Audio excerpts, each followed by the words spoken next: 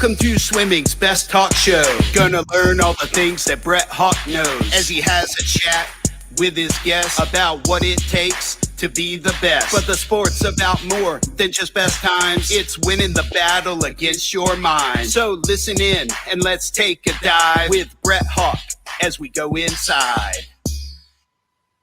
That's it. Boom. We're up. Night 5. Yes. Yes. Josh, Carson, Sonny, how you doing, boys? Doing great.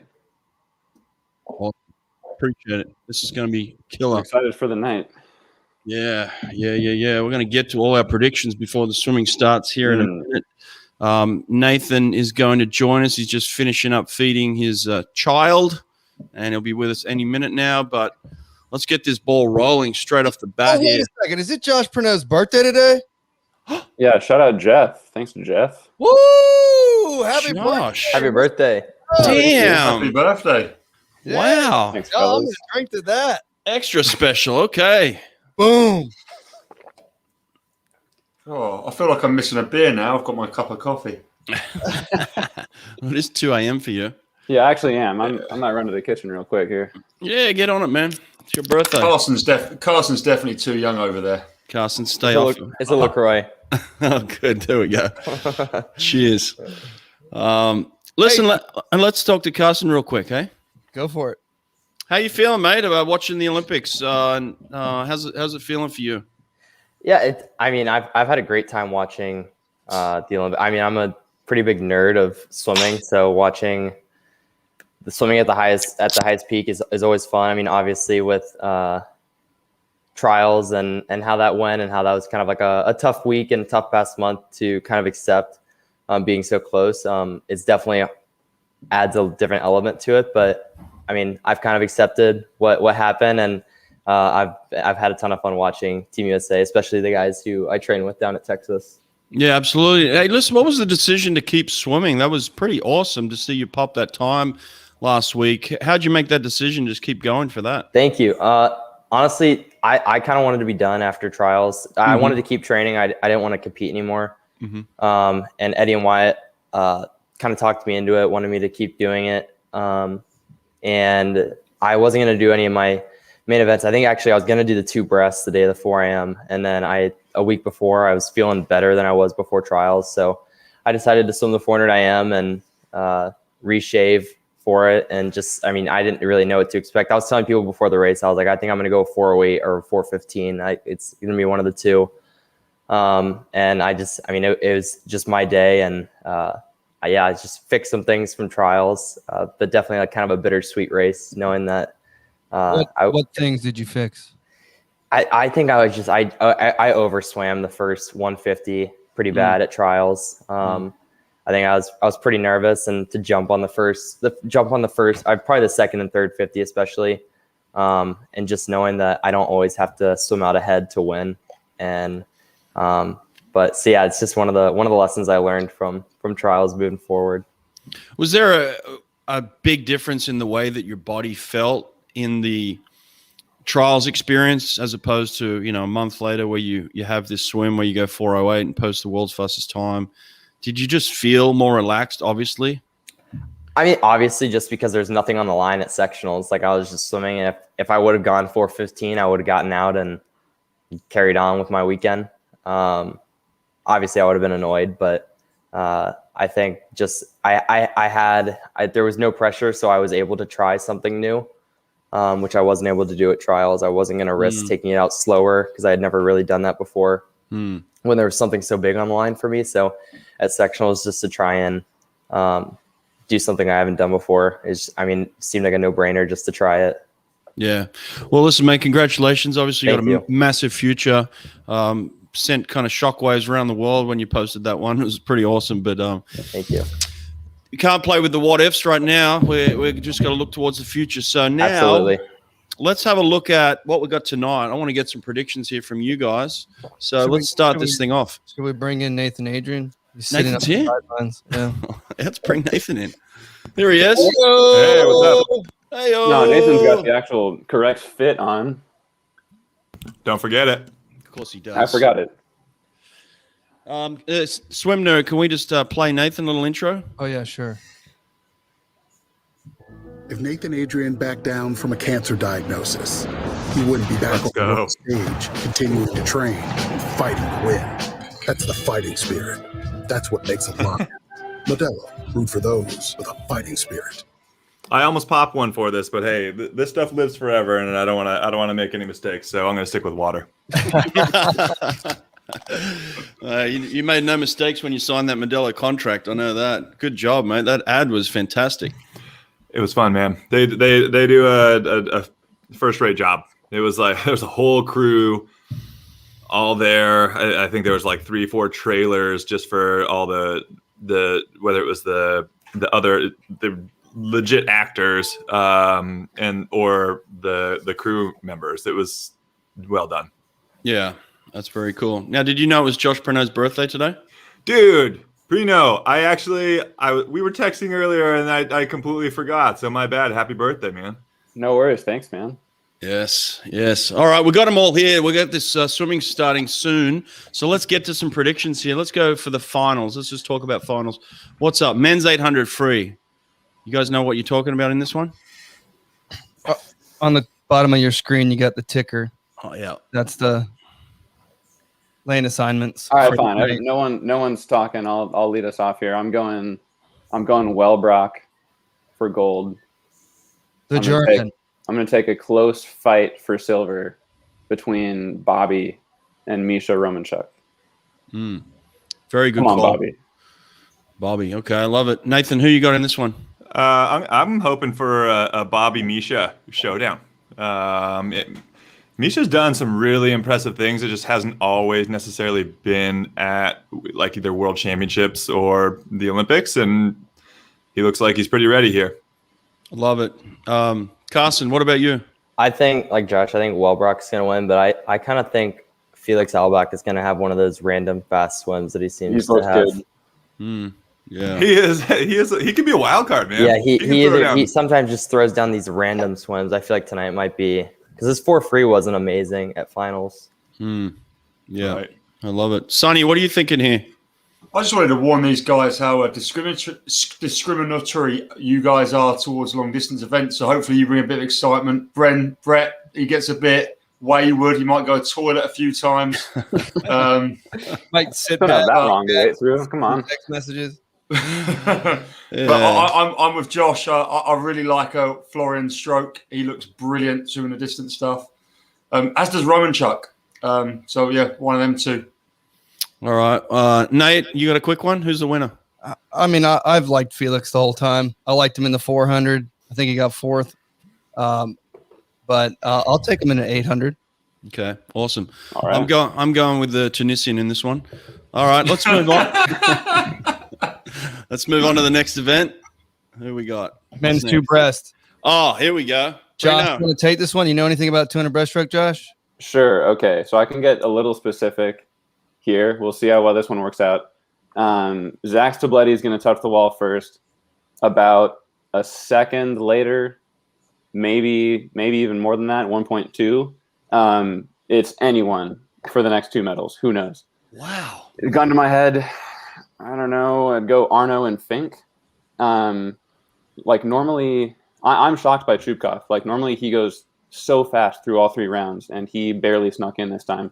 You can't count that guy out. He's the world record holder, but I don't know. He's not looking normal. Wow. Okay, that's a big call, but that's a big distance as well. Zach's going to win by a lot, in my opinion. Wow, that's awesome. Carson, you ever done a 200 breast? Not in a while. Not in a while. Right. I honestly, I didn't have any knowledge on this event really. So I was talking to my brother about who he thought was going to win because he follows 2 breasts more, and he said Stubbly Cook. So I guess I'm going with that. Good but pick. before the meet, I thought Chupkov was going to win, but he didn't look great last night.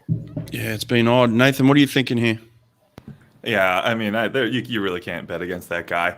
And then, I mean, just kind of beating a dead horse here, but yeah, the Chupkov looked bad. I mean, it was just that you fully expect him to just absolutely destroy everyone on the 3rd and 4th 50s, and it just he kind of did, but not in the way that he did in 2019. I don't know if he's used to racing a guy that comes home faster in the back 100, and Zach does. That's a great point too. Yeah. Yeah, it's going to be a great race. Sonny, what you got? Let me guess. James Wilby. When have I been biased? I'm not the biased one. Look at Brett. I'm back in Shupkov. I don't know. Ooh. He was pretty similar at Europeans. He was pretty slow in the heats and semis for once, and he won that, albeit against a much weaker field. I don't know. I still just think there's nothing like him swimming breaststroke. He's just unreal. Tatiana's stroke from South Africa looks a little bit similar. It's not as finesseful. Is that a word? I don't know, but it's not as elegant. I don't think it's a British word. Timing, like a really late but quick breath. Yeah. Speaking of strokes, I wanted to ask you, Josh, talk me through Lydia, man. I mean, that's kind of an X factor. Like everybody has sort of studied like Adam and Lily for the last 5 years, whatever it may be, and this is completely different. Dude, she's bringing it back. She's bringing back like 2000 era Russian breaststroke, and I love it. Liesl Jones, man, she looks like Liesl Jones. Great call. Totally. Great call. Yeah, dude. I mean, there's so many different ways to do it. Like, just like work to what your strength is with your body type. Like, if you can just get that far forward off, like setting your forearms, and you don't have to kind of like arch up for that breath. I mean, yeah, he's good. Yeah. And Nate, who you picking here? I'm going USA, baby. Oh, okay. Nick Fink. Fink. I'm going Kaminga. He's in at the 150. He's a problem. Problem child. All right. What's the next event? I think after he swam every single time, he looked back at the camera. He looked super comfortable. He looked really good, and he has the best skills in the field. Best start, best turn, best pull out. He was looking a little smiley. So, yeah, I'm going to go with Nick Fink. Hot take, and just for the record, I haven't talked to Dave since trials, so I have no insider info. Nick Fink goes the best time. Do they consider him for the relay? Ooh. Josh, you'd know. What do you think? Great question. I feel like for the U.S., you kind of earn that medal when you get second at trials. So I don't totally disagree, but we gotta put ourselves in a chance that, right? Yeah, the guy's got a 57 split in him. If he goes, what I think he's capable of, and we need a 57 low, So that's all I'm saying. I don't know. Have you guys got the 800 behind the blocks? Yeah, Sure there's do. one Bobby right now on my feed. Okay. So we've got about 8 minutes to keep talking. So listen, Nathan, Nathan, a little inside info here. Come on. Who made the call on the 800 free relay? I told you, man. I have not talked to Dave. No, but I'm just saying in your mind, as you know the team and as you know the player, what do you think? Come on. Not so much throw anyone under the bus, but I mean, listen. No So this is actually how I feel about it. I can't remember the year, but 3rd and 1, Seahawks versus Patriots. They throw it and it's an interception, and that's almost exactly how I feel about this relay, because going into that final session, Zach was having a phenomenal meet, right? He's 6'6". We didn't know that he wasn't necessarily going to go amazing in the semifinal of that 100. So that was not a bad call, So I really can't blame anybody. Like the Monday morning quarterbacks are all coming out now. Oh, this is blah blah blah, and they have no idea how it actually works. So this is just the unfortunate thing that happens when you have to make that call for the relay so early. Yeah, I got you. I'm with you. Yeah, I think you did the right thing there. You didn't throw anyone under the bus, but you gave some perspective there as well. It's a tough call at the end of the day. And you're right. Zach was in form. There was nothing to suggest that Zach wasn't going to go 145. 6'6", man. Yeah. I mean, he did have that fast reaction time, and you could tell he was he was talked to by some of the coaches before that relay about safe starts. But yeah, I that happens. It's happened to me on a different stage, obviously, but between Pac-12s Pac-10s back in the day and NCs, I think I added something like 4 or 5 seconds in a 200-yard freestyle. Yep. Hey, listen, we got the 800 free obviously in the water, and we got lane 8. Have we got a word here from Poltrineri? Can we get a word? Is Poltrineri. Yeah, can we get a word from him? Yeah, let's talk to him. The most important thing in swimming is to win.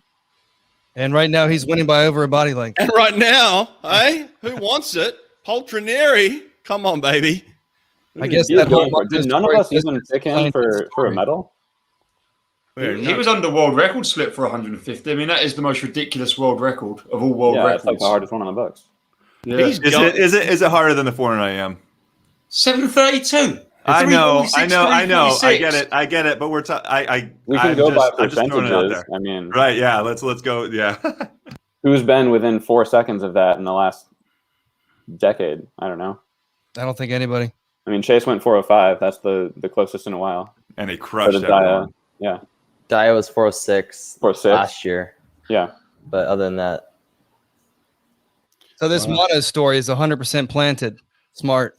Real good thinking from the Italians. Yeah, look at him. Hey? He's killing it right I have now. mono. I'm in lane 8. No, don't worry. Don't look over here. Tunisia, man. I'm telling you, the Tunisian's going to win this. He's out in lane 8 again. It's the same lane. Same lane. It's hot. Still hot from days ago. Look at him tearing it up. And what do you guys think about this whole 1.65 meters per second and all this? I don't like it. I think it's distracting. I think it's kind of useful, like on the last 50, if someone's behind and you're like, oh, are they catching up? Are they not? I don't hate it. I like what the ISL did personally. I thought that was pretty cool. I like that better. Yeah, I do. NBC has layers, and I'm sure this was discussed greatly, but I feel like we're missing something just a little bit when they don't show the scoreboard just a little more, or like maybe the differentials between the people just a little more. Sure. I feel like I'm missing part of the picture. You mean like the swimmers and their times? Yeah.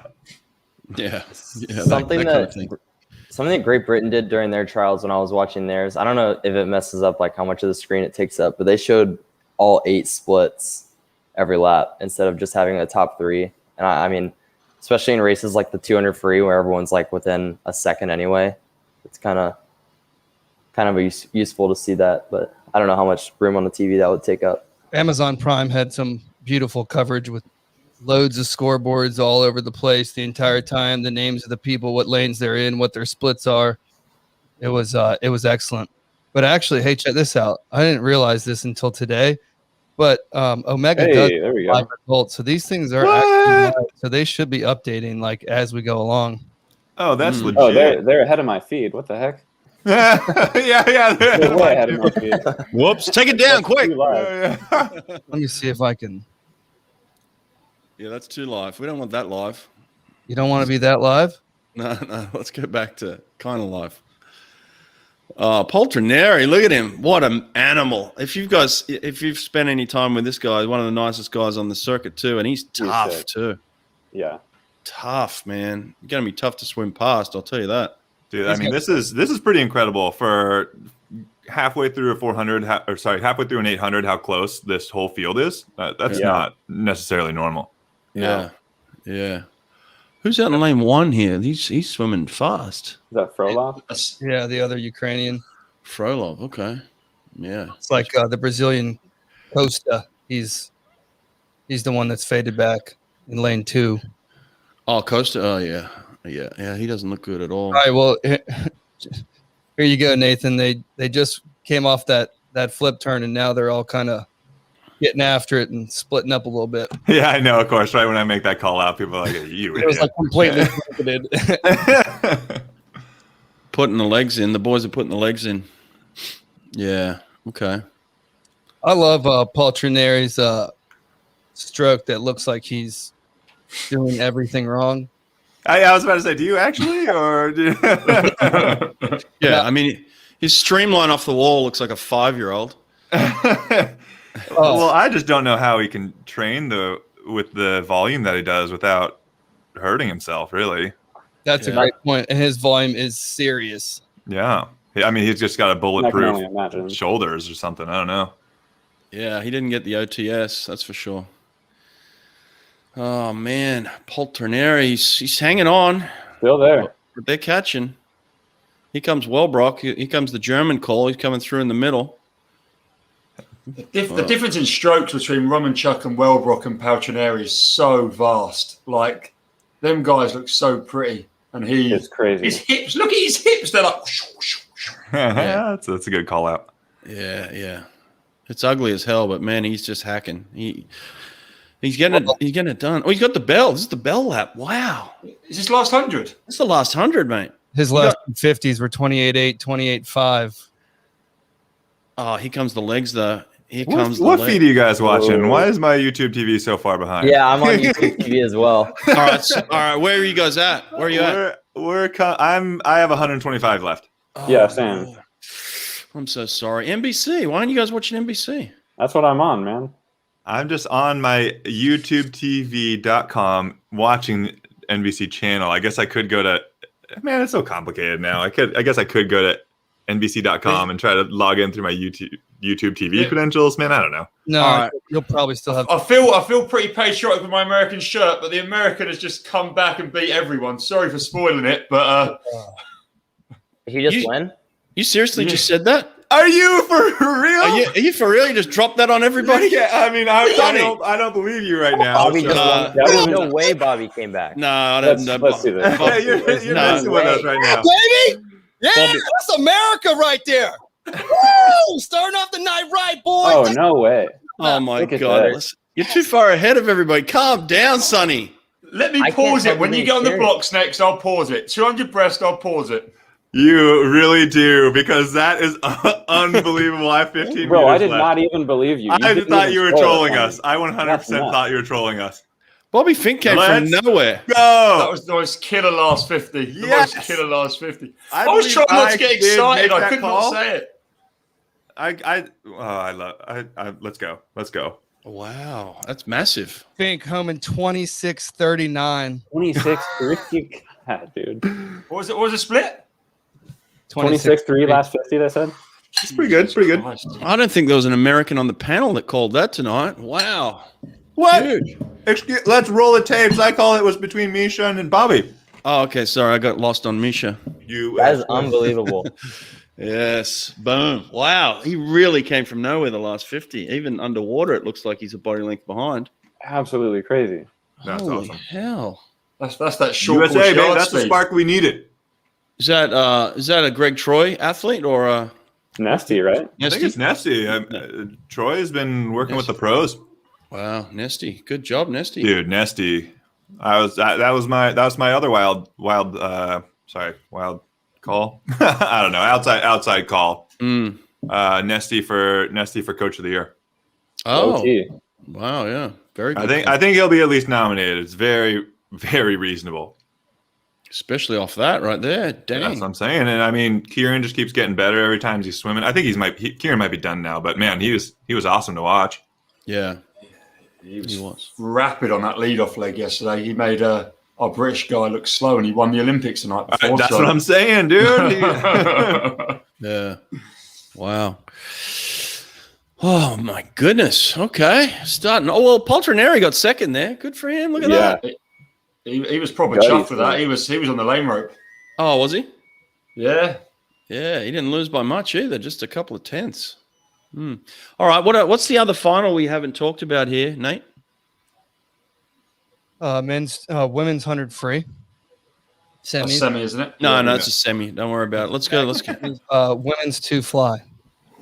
Women's 2 fly. Okay, let's get the ticker up here. All right. Let's go around the horn, Josh. John, Haley, Reagan. Fair enough. Carson? I think what's the Yufi Zhang? How you say the top seed's name? That's good. Yufi Zhang. I think she's definitely gonna win it. And then I think one American will make the podium. I don't think both of them will. Ooh, Okay. okay. Which one then? Haley. Haley. Okay. Gotcha. Nathan, what are you thinking? Yeah, I'm just gonna copy Josh. He's a smart guy. Yeah.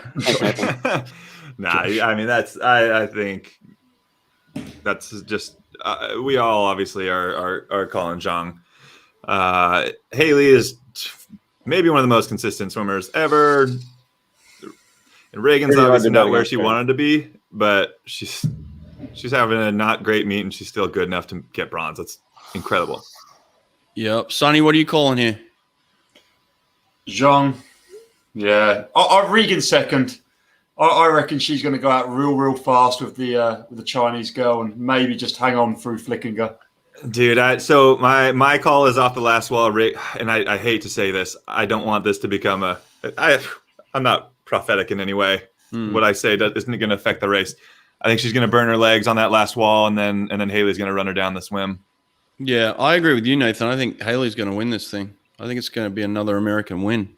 Oh, I'm not saying I would love to see it, but I think Zhang's just after yesterday. It's hard to go against that. Oh, you think she's too good? Okay. I think Zhang's too. I was just saying the race between Haley and Reagan. All right, Haley and Reagan. Okay. Nate, what are you thinking? I think the Hungarian's going to get a bronze medal. Capish. Yeah. She's been around for a while, right? How old is she? Yeah, she has been around for a while. I think she already has a medal in this event.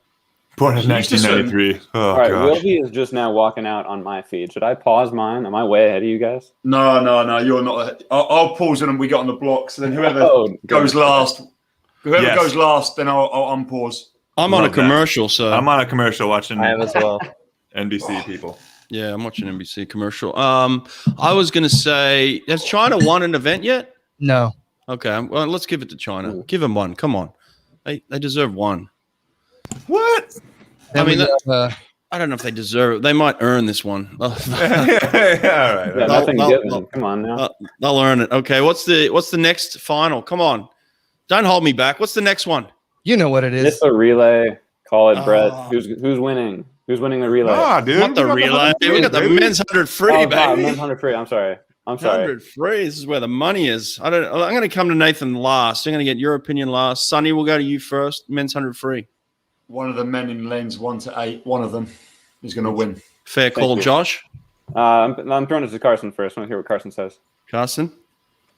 I've been saying all day I think Chalmers, but I don't know how he can go against Dressel. So I'm going to go Dressel, Chalmers, and then Kleshnikov. All right, I got boys on the blocks. Hang on a second. I'm in. So when you guys are in, I'm joining you. Are we in the water yet? They're about to step up. Splash. Are you kidding me? Dude, I'm watching I'm on commercial a commercial. I'm watching a QuickBook commercial. You guys are all over the place tonight. Holy Okay, so I'm seeing boys on the block. Zach just stepped up. Fink's clapping. I just heard the whistle. Okay. Okay, we're all okay. We're synced. Can we start? Do we start? Yeah, let's go off your feed. Let's go off Just Nathan and Josh. You guys call it. Oh, Josh, you're calling it, actually. You're the 200 breast man. They're at 15 meters. Okay. They're at 15 meters? All right, I just started, so don't ruin it like last time. Yeah. Sorry, guys. Sorry. Josh is calling this the rest of the way. Call it, Josh. All right. I mean, there are basically two ways to swim the 200 breast for these guys, right? Way number one is you go into the race thinking, all right, if I'm in the hunt at the 150, I can probably take most of these guys on the way home. That is how Fink swims for sure. It's how Zach swims, Chupkov. The other way is to just say, I have more easy speed than everyone else. I can just get a huge lead and hold on. That appears to be what Arno's doing, and that's typically how Wilby is going to do the 200 as well. The thing is, Arno has done it both ways and gone 206 high, 207 low both times. So the guys around him don't really know like which one he's going for. That was Love nearly that. sub-minute. That was nearly sub-minute. He's sending it. Zach's last 50 in prelims was a 32-1. So we will see. Wow. Oh wow, this is heating up. Ooh. How far see if ahead you of guys world up. record? How far ahead of world record pace do you think he needs to be with a 50 left to get it? Zach, he can be Any of behind them. it. Arno needs to be well ahead. Zach being on it is a very good sign for him. All right, Sonny, don't you say a damn word. Oh wow. Wow, dude, Arno is crushing. Oh wow. Oh wow. Wow. I know the result. I think I'm a little ahead now. Yeah, too. you're I probably fast shooting with forward. that live timing. I still have like 30 meters to go. Oh my God, this is getting Oh, no close. way. Let's go. There's Dude. 4 guys. Oh.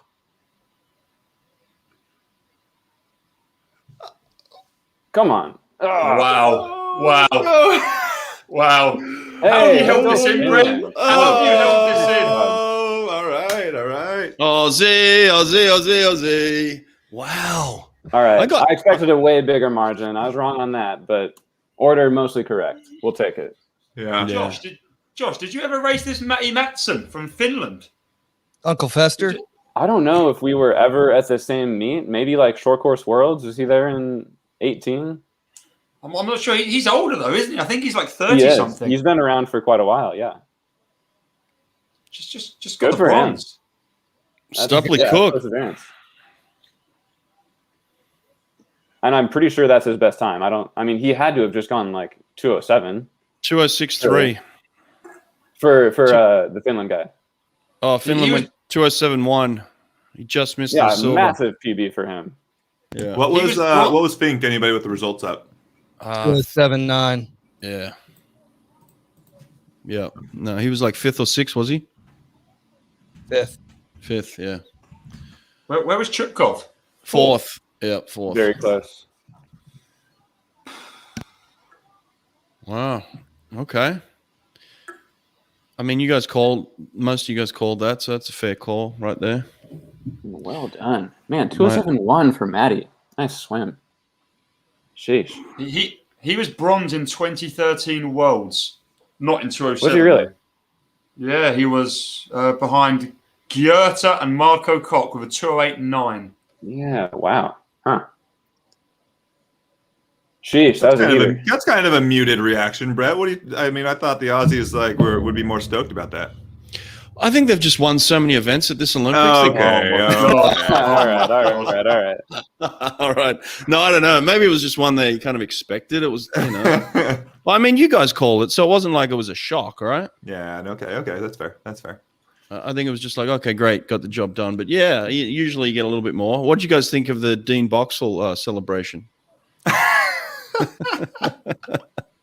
Why has he toned it down now? Yeah, I don't know. He got a little. How'd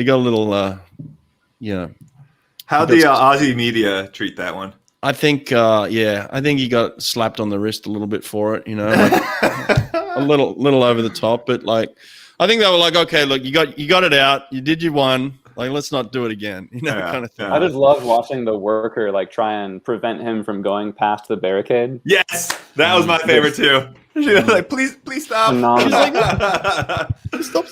Yeah, she was freaking out. Hey, can someone throw in the results link in the chat, please? Yep. 100%.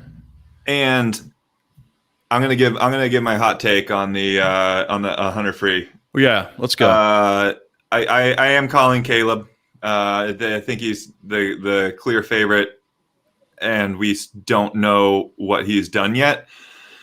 I think Kyle really wants that semifinal swim back. I think he would have been in the hunt if he could have been next to either Clement or Caleb, but he's not. He's next to a South Korean guy. South Korean guy knows that Caleb's next to him. Not gonna, there's gonna be nothing there for him to get to draft off of. A lot like what Josh was talking about in that 200. There's two kind of key ways to swim this. It's Caleb's fly and die, or fly and hold on at least. Hey, his dying is still coming back in like 4.8, man. Exactly. Yeah, that's pretty dang good. So, but yes, the other way is a Kyle way, and if Kyle is next to the right person, it can be like it can be as fast as like a 24.2 or 24.3 on the right day, which is absolutely insane. What do you think of this? The other guy he's next to, South Korean, and who else? I don't know who's on the other side. That's a good question. Dude, Popovici's amazing. Absolutely amazing. He's going to be he's going to be dangerous. He's got these arms that like freaking go down to his knees. He does, doesn't he? Yeah. Yeah. I mean, you don't want to call him an orangutan, but it's a very orangutan-like, isn't it? He uses that leverage. Once he starts throwing on a little muscle, it's going to be scary. Yeah. Yeah, very scary. And he's one of these kids I shouldn't say that, but I mean, He is a kid. He's 16. He's definitely a kid. He keeps getting faster, dude, every single time he swims. Yeah, he went 144 in the 200. Yeah. People forget. All right, Nathan, 144. Yeah, 144.6, I think. Yeah, he got fourth by a couple of hundreds. 0-2, yeah. Nathan, 1, 2, 3 in that. Who is it? It goes Caleb, Clement, and then Kyle. Kyle. Okay. Yeah. Who didn't give a prediction in that one? Yeah, I didn't yet. I was just gonna fade everyone else. Oh yeah. Yeah. Give us yours. Should I be a contrarian and just go like, I don't know, Chalmers, Moresi, Caleb? I don't know. This is such a toss up, and I feel like who's next to who is gonna play into it so much. Ticker is your start list again. Yeah, lane order start list right there. I think the 6'8" Italian Moresi. He's a big boy. He's gonna get a medal. Yeah. Okay, that'll be my pick. Screw it. We'll go with Chalmers, Moresi, Caleb. There's no way that's correct. Yeah, I'm going Chalmers, Dressel, Popovich. Ooh. Yeah, right. I'm throwing the 16-year-old in there. Let's get the young fella. That's it. Yeah, absolutely. Can we also just call out two swimmers in this heat that have really impressed me is Penny, and then also Femke. I think watching their trajectories should inspire anybody who's ever reached what they would consider a plateau in their own careers, because they're back, man, and they're fighting for. I mean, Femke, I don't know what her split was, but it was really, really good on the relay. And then Penny put herself in contention and got a medal in the 200 free. Huge. Yeah, we're coming to the. I'm coming to the end of this 100, but I'll let you guys catch up. But oh, good God, man, I'm like not even at the 50 split. Oh yeah, I've got Siobhan turning in first, 25-1. Ahead of, I'm guessing that's Kate, yeah, because Ponty's not in it. Yeah, how do you think Kate's looking, Brett? I'll tell you in about 20 seconds. I got thoughts because she just finished the race. Right. She's coming Speaking past of Siobhan. someone who's got a great stroke, I mean, Kate's stroke has been something that I've watched for years now, and just it's beautiful. She carries so much water. 52.4. Yeah, that's quick, right? That's an Asian record, right? That's really quick. I mean, that's faster. Is that an Olympic record? No, because Emma was 52.1. Yeah. Oh. Emma did 52.1 breathing. That's through her right. nose. Okay. Going into the meet, it would have been. Yeah. That's what I meant to say. Yeah, I think Emma McKeon's going to break the world record. I really do. She's She's on one right now, man. She's on, and her freestyle's on. I mean, she had her best time in the fly, and they're saying her freestyle's looking better. So I think she's going to break that world record, possibly now here in a minute. But I'll tell you something, Kate. Kate physically is just – she's got everything you could possibly want, right, physically. She just can't close that race for whatever reason. And this is, maybe something you can speak to here, Nathan. Why is it so difficult to reproduce your relay swims in your individual swims? It's a different race. And everyone's going to be different. Obviously, Caleb has this incredible start. I didn't necessarily have a start on his level, but I found that I could ride my relay start for the first 30 meters, no problem. Like I had to reel myself back. I had to be like, don't try. And then I could come back super fast. So I would consider those two different events in a way, or definitely two different strategies that you had to execute. Right. And then there's also a feeling, there's a lot more pressure on you, obviously, individually than there is in a relay. You've got a team of people around you. So there's this sense of relaxation in the relay too, isn't there? So it is kind of a dual nature, right? It's almost more pressure being on Team USA, I would argue, but at the same time, that pressure is kind of diffused through four people. And I was lucky. I was on relays with guys like Michael Phelps, who you could really rely on to throw down a great split, and that was always sort of an anchor to us. Yeah, Carson, I imagine you've looked up to these two guys here, haven't you? Yeah, I was telling two people I was with a couple of my friends earlier, and I was like, yeah, I'm going on the podcast thing. I was like, yeah, it's my first time ever really talking to Nathan and Josh. Besides, I think when I took a cow visit, a couple when I was really young. But I remember that Blue Door Cafe. Yeah, but that was about it. Yeah, but that's pretty cool. See the future kind of here, and then you guys that have been there, done that, and Josh, have you made any decisions on what you're going to do in the future, or are you still thinking about that?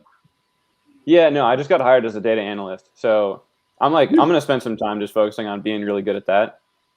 If the desire to try and be really good at swimming is there, I don't want to slam that door shut yet. So I'm still on the drug testing list. I'm about to move to Austin actually, and there's no way I'm running in that heat. So swimming is going to be about the only form of cardio that I'm going to be able to do. So I'll still swim a bit. So I'm going to definitely try to, at least maintain staying okay at breaststroke kick and dolphin kick in case I want to make a run at the ISL again at some point. But for now, I'm happy I got hired at a place I want to work. I'm just trying to be good at that for a bit. Well, congrats, mate. Nathan, is it too early to ask you that question? I feel totally the same way as Josh. I hopped in, jumped in the deep end, working at the swim school with Will Copeland. We have a lot to do, a lot to catch up on, and I've been busy with that. Once we have we have 3 more weeks of really intense sessions, bringing in over 300 kids a day, teaching them lessons. But after that, I can maybe have some time to stop and think. Yeah, cool. All right, we got the second semi. Can we pause it as they take their mark? And I will tell you when they take their mark on my feet. Where are you guys at? Jeez, I'm cool you guys are probably halfway through. They just stepped up for me. Yeah, Brett's definitely in the water. Brett's definitely in the water. They just stepped up for me too. Brett's at the 50. Oh, we're pausing on take your mark.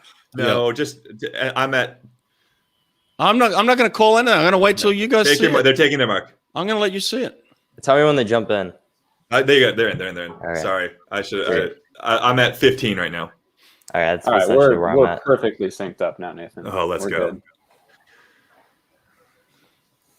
Call it then. See it. I'm really liking how Anna Hopkins looks. Look, she's tiny. She's absolutely tiny, and she's not far off Emma, who's brilliant. Wait, is that Team GB, dude? Team GB knows how to get that done, man. Because who was the other one? That was Fran Halsall. She wasn't big either. She was tiddly as well, but Anna's even smaller. Really? She was in our region, and she is tiny. That's awesome. How did Erica Brown get in? I thought she was first alternate. I heard something about a swim off. She had a swim off for first alternate. Someone must have scratched, I guess. Two people scratched. Yeah. So what happened was Renomi scratched. Yeah. And then let's go, Abby. Then there was the swim off between Erica and a Chinese girl, and she won. Oh, nice. No, that girl who was 10th scratch. Remember? Oh, and that there was another. Yeah, there was 2 scratches, and that's why she raced the Chinese girl. Man, Abby Weitzel, did she get in this final? She got top 3 in that. Yeah. But 99. I think she's in the final. Abby's 7th in the final. Hopkins in the final too. Look at that. Let's go. Femke, Alexiak, Sostrom, Campbell, Siobhan, and McKeon. Okay. Did it just take 52 seconds to make an Olympic final for 53-1-1. 53-1-1. Yeah, Hopkins. Yep. That's crazy. It's getting quick, eh? Sheesh. That's about the same as what it took to make it back in the Australian final. That is true. I mean, that's just a fact. I mean, that was so fast, wasn't it? It was absurd. Yeah, ridiculous. What do we think about the Australian relay team tonight, having to change all 4 legs when the lead-off this morning was quicker than 2 of the people they're bringing back? You tell us. Get tell everybody a medal. Get 8 people a medal. Yeah, why not? But do you not think go for that world record and like they had a 155.1 lead off, and they're bringing in a PB of 156.0, who's a relay only swimmer and has to swim. Oh, I didn't realize that was that. Oh man, right. That's brutal. That's the yuck. I don't like that. I don't like that at all. Yeah. Well, I thought they could have maybe put her in the heats of like one of the relays later in the week, but then that takes away from someone who's earned that spot and potentially a medal again. So Right. That's a great call out, man. Wow. Well, 8 gold medals are better than 6. Well, That's what I'm saying. Get the whole squad medals. Yeah, the Canadian women pulled Kayla Sanchez for the relay, so that's what they're it was. going Kayla for it. Yeah, That team's great. That team's great. I think that Taylor Ruck, if she was on her best, that could almost challenge the Aussies, but they haven't even got Taylor Ruck in it. So Right. She's not. Yeah. Not having a great meet so far. men's 200 backstroke then. So you look good in this, the American boy, Luke Greenbank. Oh, American? What am I saying? There's too many Americans. The British boy. I was about to say, wait, both of our guys look fine. They did what they needed to do. Luke Greenbank looked brilliant. He did look good. Oh no, this is a good lad. Is that the backstroker for the medley relay too? It is. He is very 200 over 100 orientated though, like very 200. He was 3 mid or something, maybe 3 high. Oh, That's like weak link. What have you guys had a chance to talk to Ryan at all? Little, Okay. just a couple texts here and there. Yeah. I mean, listen, I fully believe this. I mean, his body is ready for setting a world record, in my opinion. That semifinal swim, man, he looked good, so good, and for whatever reason, this or that, he didn't have a great one for his final, but he still got third. Man, that's a bamf right there. Being able to pull something like that off, right? So that's how I feel about that. Yeah, what was he like 52-2, right? Yeah. Yeah, I mean 52-2 is slow, and winning an Olympic medal is not a small feat. Like, No, it's not a bad swim. It's just he didn't break the world record in that one. He'll have one or maybe a couple more chances with the relays. And I always felt, me personally, I always felt like if someone outperform me on the day, then I'm okay with that. Like if I did something, if I did something where I'm like, I really screwed that up. But if someone just outperform me, I mean, you can live with that, right? For the most part. I mean, it sucks. Don't get me wrong. I mean, it sucks. I'm sure, and it hurts. No, like let's call a spade. But he went 51.9 to beat him. It was a good swim. Yeah, exactly. And he's got some good swims still ahead of him. But he's a competitor. You guys, we know that he's a competitor. Exactly. Absolutely. Yeah. Yeah. So this will be. Where are you guys at? What are you guys watching? They just jumped in. Yeah. Oh, Brett, pause it, there Brett. We go. Come back to us. I'm at the 35. Where are you at? Will you guys Brett tell will me? not pause it. He's never gone back. I'm hearing. It's the comments section. Have they taken their mark yet? Take your mark. They're about to. Go. Really? Okay, right. I'm at the 75. I'm 75 ahead. Jeez, dude. I don't know, but just don't read the comments though, because they're just letting it out. Don't read the comments. Did you guys see the guy in lane 1, Johan from France, in the 100 back semi just collide with the wall? No. That was him? Yeah. Yep. Yeah. Smash. God. He just didn't see that. He said it's very bright ceiling and just slammed into the wall. Dude, pretty heartbreaking. Yeah, Evgeny looks smooth. He looks really good. He does, doesn't he? For a guy that flips in 24 and 100 back, he's so efficient and good at the 200. I mean, I wish I had my stopwatch here. What's his stroke rate right now? He's going to be like 1.4. Yeah, I was thinking 1.4, maybe a little higher. That's yeah. Going his stroke is not too 56. dissimilar from Bryce. Bryce had a great swim this morning. He did. I think the way they kind of like rotate the body into it is pretty similar. 38 stroke rate.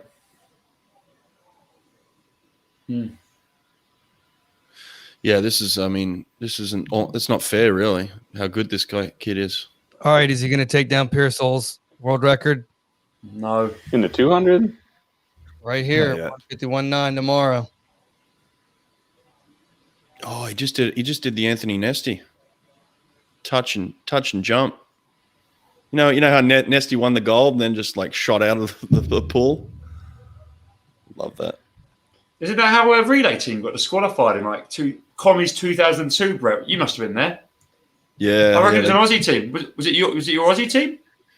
Yeah, it was World Championships. It was in Fukuoka, I believe. Yeah, I think it was Gian Rooney. You know, Gian talked about that on the podcast. Yeah.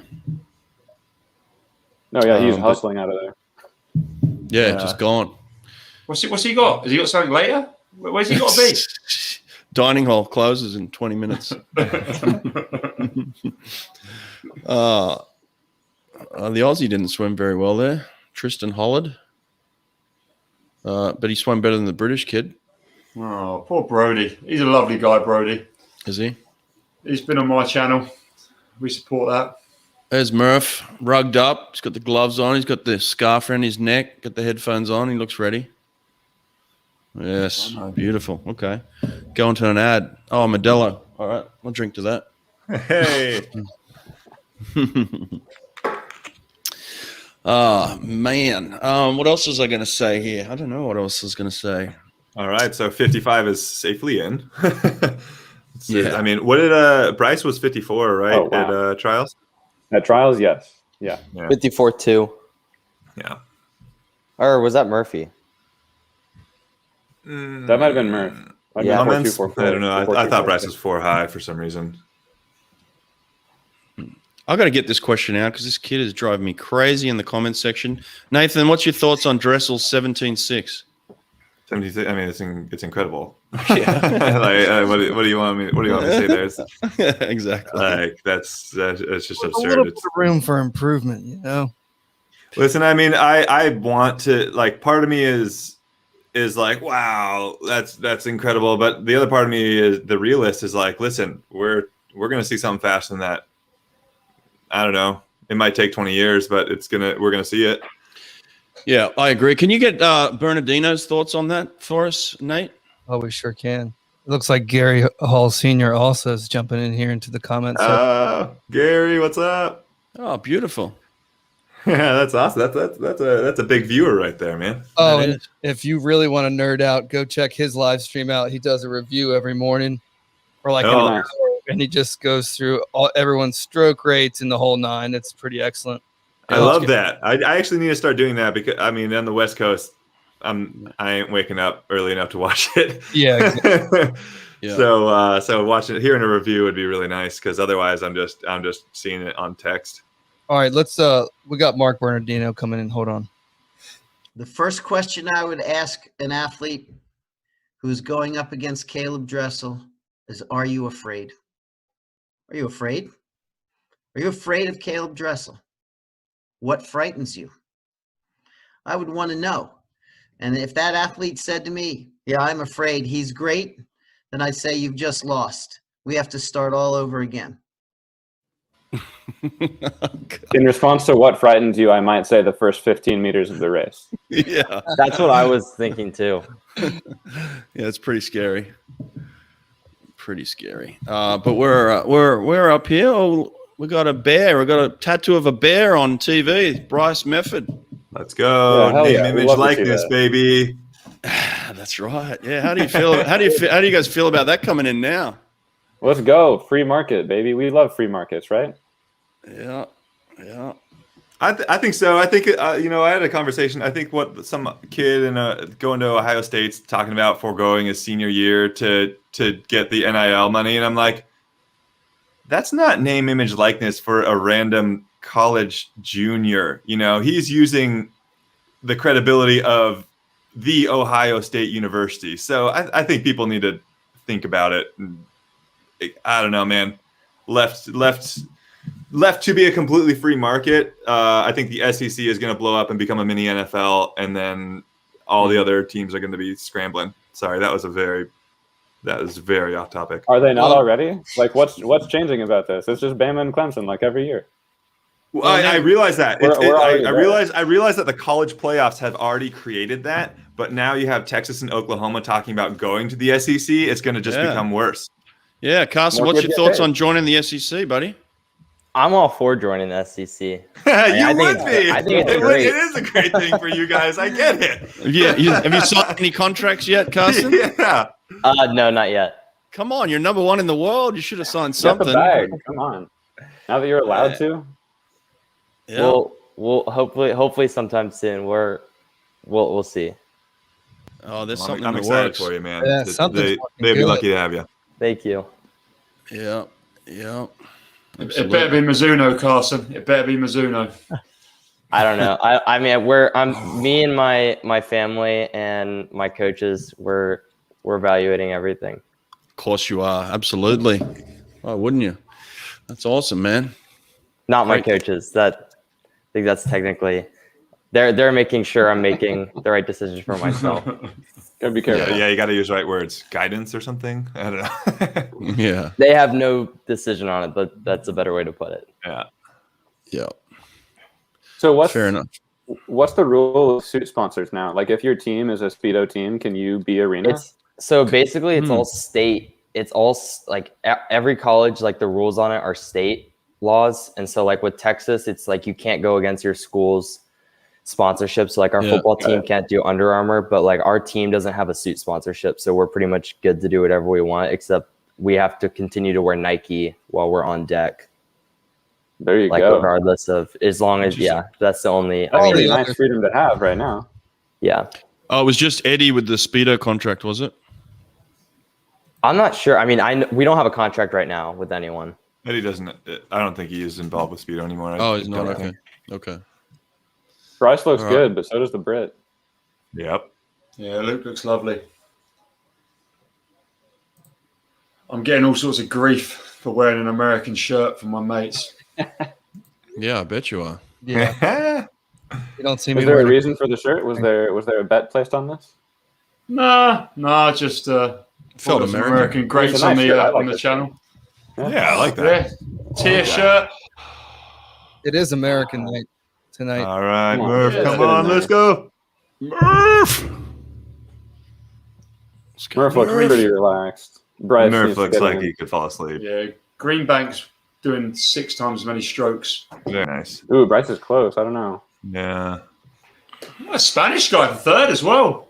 The Hugo? Good swim for him. No, it's No, not Hugo. He's in the 2 IM. Oh, Hugo's in the IM, yeah. I think Hugo goes like 156 in the 2-back too, doesn't he? He does. Yeah, he's he's good. versatile. He's good. Hugo is very good at swimming. Hugo's a very good swimmer. A very good swimmer. He just lets his girlfriend get in the way sometimes. God. I mean, we took him to NCAAs and he had a meltdown freshman year. And we asked him what happened. He's like, I got into a fight with my girlfriend. I'm like, are you serious? You came to NCAAs, had a fight with your girlfriend and finished last in the 200 back? Oh, it was so tragic. Oh, my God. But he can swim. And he's an unbelievably nice kid too. Yeah, Hugo rocks. Yeah. He's a really good person. And I actually really enjoy watching Dave coach Hugo. So looking at these results here. 50-16. And like Dave has to finesse Hugo in a completely different way than he works with a guy like Murph, or a completely different way than he works with a guy like Tom. And like that is, in my opinion, the magic of Dave Durden, is that it takes him maybe a little bit of time, but he figures it out and gets you what you need.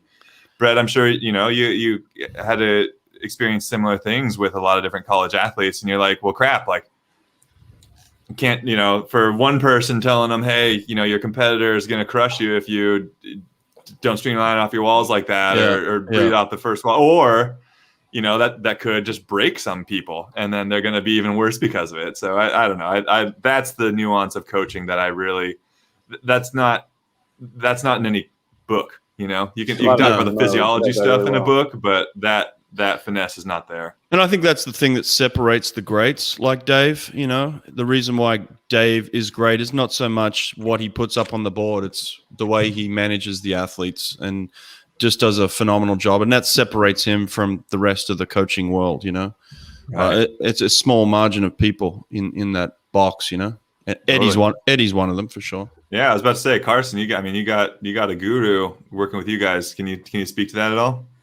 Yeah, I mean, I think it caught everyone by surprise a couple weeks ago when Eddie decided to come back. It kind of seemed like it was going to start shifting into something new. But I mean, having Eddie and Wyatt has been, I mean, having Eddie especially just because he gets all the hype of being the greatest coach of all time. But I mean, he's everything that he's like hyped up to be. He's just a mastermind. You talk to him for like 5 minutes and you learn 100 new things. And then like Wyatt is turned into kind of like a mini Eddie almost. Like even from the time I started getting recruited, like more and more you start to see more things that are like Wyatt will say something and you can tell he learned it from Eddie, which is kind of cool to see. And then even our volunteer assistant is learning more and more from Eddie. So I mean, I always say Eddie's kind of like the grandpa and Wyatt's our dad, and all the swimmers are the kids. I like that. Yeah. Fair question, man. You stick around swimming long enough, then the swimmers will start calling you dad. Question here: do we think the 100 free world record would be broken today? Nathan says no. I think yes. Okay, go ahead. Oh no, that's all I was gonna say. That's it. I think it's possible. Listen, I really, if Caleb or Clement or whoever was to time trial it, I absolutely think so. And I swim like went off the rails with that little like choosing your lane thing. But don't underestimate those waves, man. Don't underestimate, even in a massive pool with big lane lines like in Tokyo. Don't underestimate what it's like when you have someone big stealing the water that's supposed to fill in behind you. You know, that's what drafting is. They're stealing the water that you're displacing, and it would swirl around and come in behind you, but they're going to have it swirl around and come in behind them, and it's going to pull you back. That's why I think it's actually really well set up for Chalmers out in lane 7. I think he got a nice lane out there. You know, right. You're not wrong. You're not wrong. I still stand by that. If he could take that semi back, he would do it. Race strategy. You know, he would want to be in the middle. Yeah, if he could be. In 2019, he was on that lane rope. He was on the rest of the wave. On. Yeah. Nathan, Brett, what was your first year coaching college? 2009? 2006. As a head coach. Oh, head coach, 2009, yeah. Mm-hmm. That's when it was just after. Hey, let me tell you when it was. People forget that somebody had the fastest 100 freestyle split of all time in 40.0 something because I was swimming next to Target and he gave me a nice little ride. And we didn't get him in the end there, but I was pretty stoked on my split at the time. You know, 40.0 was super fast back then. 2009, right? Yeah, that was was it? Where was it at? It was Indianapolis, Texas. No, Texas A&M. Oh, Texas A&M. Yeah. College Station. College Station. That's right. Yeah, that was a good meet. When we stopped by. We flew. I knew you would think it was a good meet. we flew the jackets in that year. That was. Hey man, you guys had a card and you played it, and hats off. We really did. Sorry, Carson, I want to hear your question for Nathan. I was going to say, because I saw the thing about picking your lane if you were the top seed. If you were the top seed tonight in the 100 free, what lane would you have picked? 1 or 8. Wait, you said 1 or 8? Oh, yeah. Every time. That's because the way I swim it too, right? Like I'm more like a Caleb where best races I'm out in 22 mid, try to come back just under 24. Or sorry, yeah, I wish. Under 25 by a little bit, and that's the best way to go. I my little caveat and just my addition to that is that I think that just to make it fun, the ISL should just play with this. It should obviously go first person gets a choice, and then after everyone chooses, the first person gets to swap with anybody that they choose. I love that. I like that. Yeah, it'd just be fun, man. And I understand 20 years ago that's not feasible. You know, you can't possibly track down 8 different coaches to figure out what it is. But now you can just make it in an app or a text message. Be so easy. It'd be super easy to do. So, Nathan, I need to find a laptop charger before this next race. Yeah, do it. Nathan, I had a question for you. I'd see you do these heavy breathing exercises before the start of the race. What was that all about? Oh yeah. I mean, there's a couple different like thought processes behind them. One of them is just getting rid of a little CO2 in your blood. And for the record, kids, do not try this at home. It is actually fairly dangerous for people that don't have fully developed lungs. The second, and I don't even know again if this is true or not, but your alveoli can kind of collapse in on themselves and not like expand and be as efficient as they can be. So if you kind of take a nice deep breath, swallow some air, and like kind of crunch down to like pop them back open, just kind of like a balloon. In theory, you would have more surface area for your lungs to absorb oxygen. Right. Okay. Interesting. Now tell me about the ready room of this 100 free final tonight. What's it going to be like? It's always different, man. It's always different. Your swimmer really had a commanding presence because he would beat the crap out of himself. Yeah. I mean, Caesar would come out and he completely red, like chest, face, everything. And he's like, taking water, blah, like spitting it out on the ground, like doing this whole song and dance. But like when he was really not competing internationally anymore, like it was completely different. If it was like a Cam McAvoy and myself and like some other people, it was like a lot more relaxed. So it just takes on a personality of its own. And Caleb's pretty quiet in there. He's just like, he's so competitive, man. And whatever he's thinking, it's getting his competitive juices fired up and going. And really, I don't like know a ton of the other guys. They're all fairly young. Yeah. Yeah, absolutely. It's interesting. I talked to Popovich about this when I had him on. I'm like, have you had a chance to race against these guys before? What's your feeling going to be like walking into that ready room? Because it is like, for me, I remember like the first real time I got to see everybody in the world. You hear about these people. I hear about Nathan Adrian. I hear about Carson Foster and Josh Prenot. Like I know these guys, but I haven't really seen them before. And then all of a sudden, the top 8 guys in the world are all in the room together, or even in the semifinal, you got the top 16 in the world. They're all just staring at each other, and you're like, oh, there's that guy, there's that guy, there's that guy, and like everybody's there all of a sudden. It's like it's really kind of daunting, isn't it?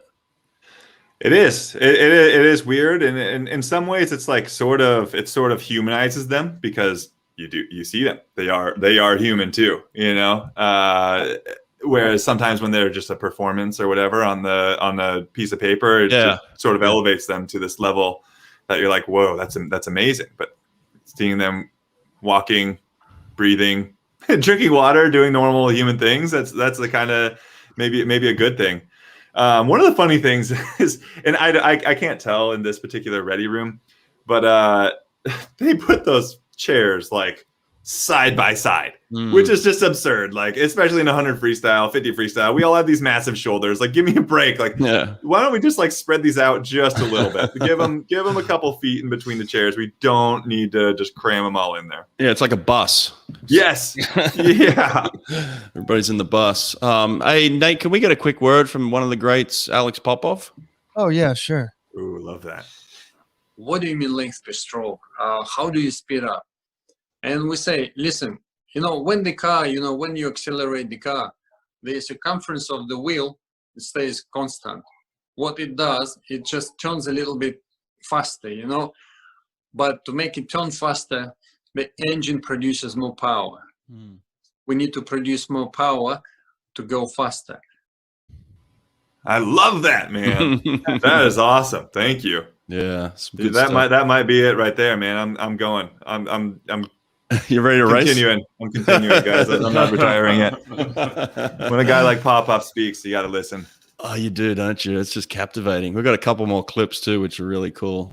I came to the Beijing Olympic trials as a 16-year-old and came 52nd in the 100 freestyle.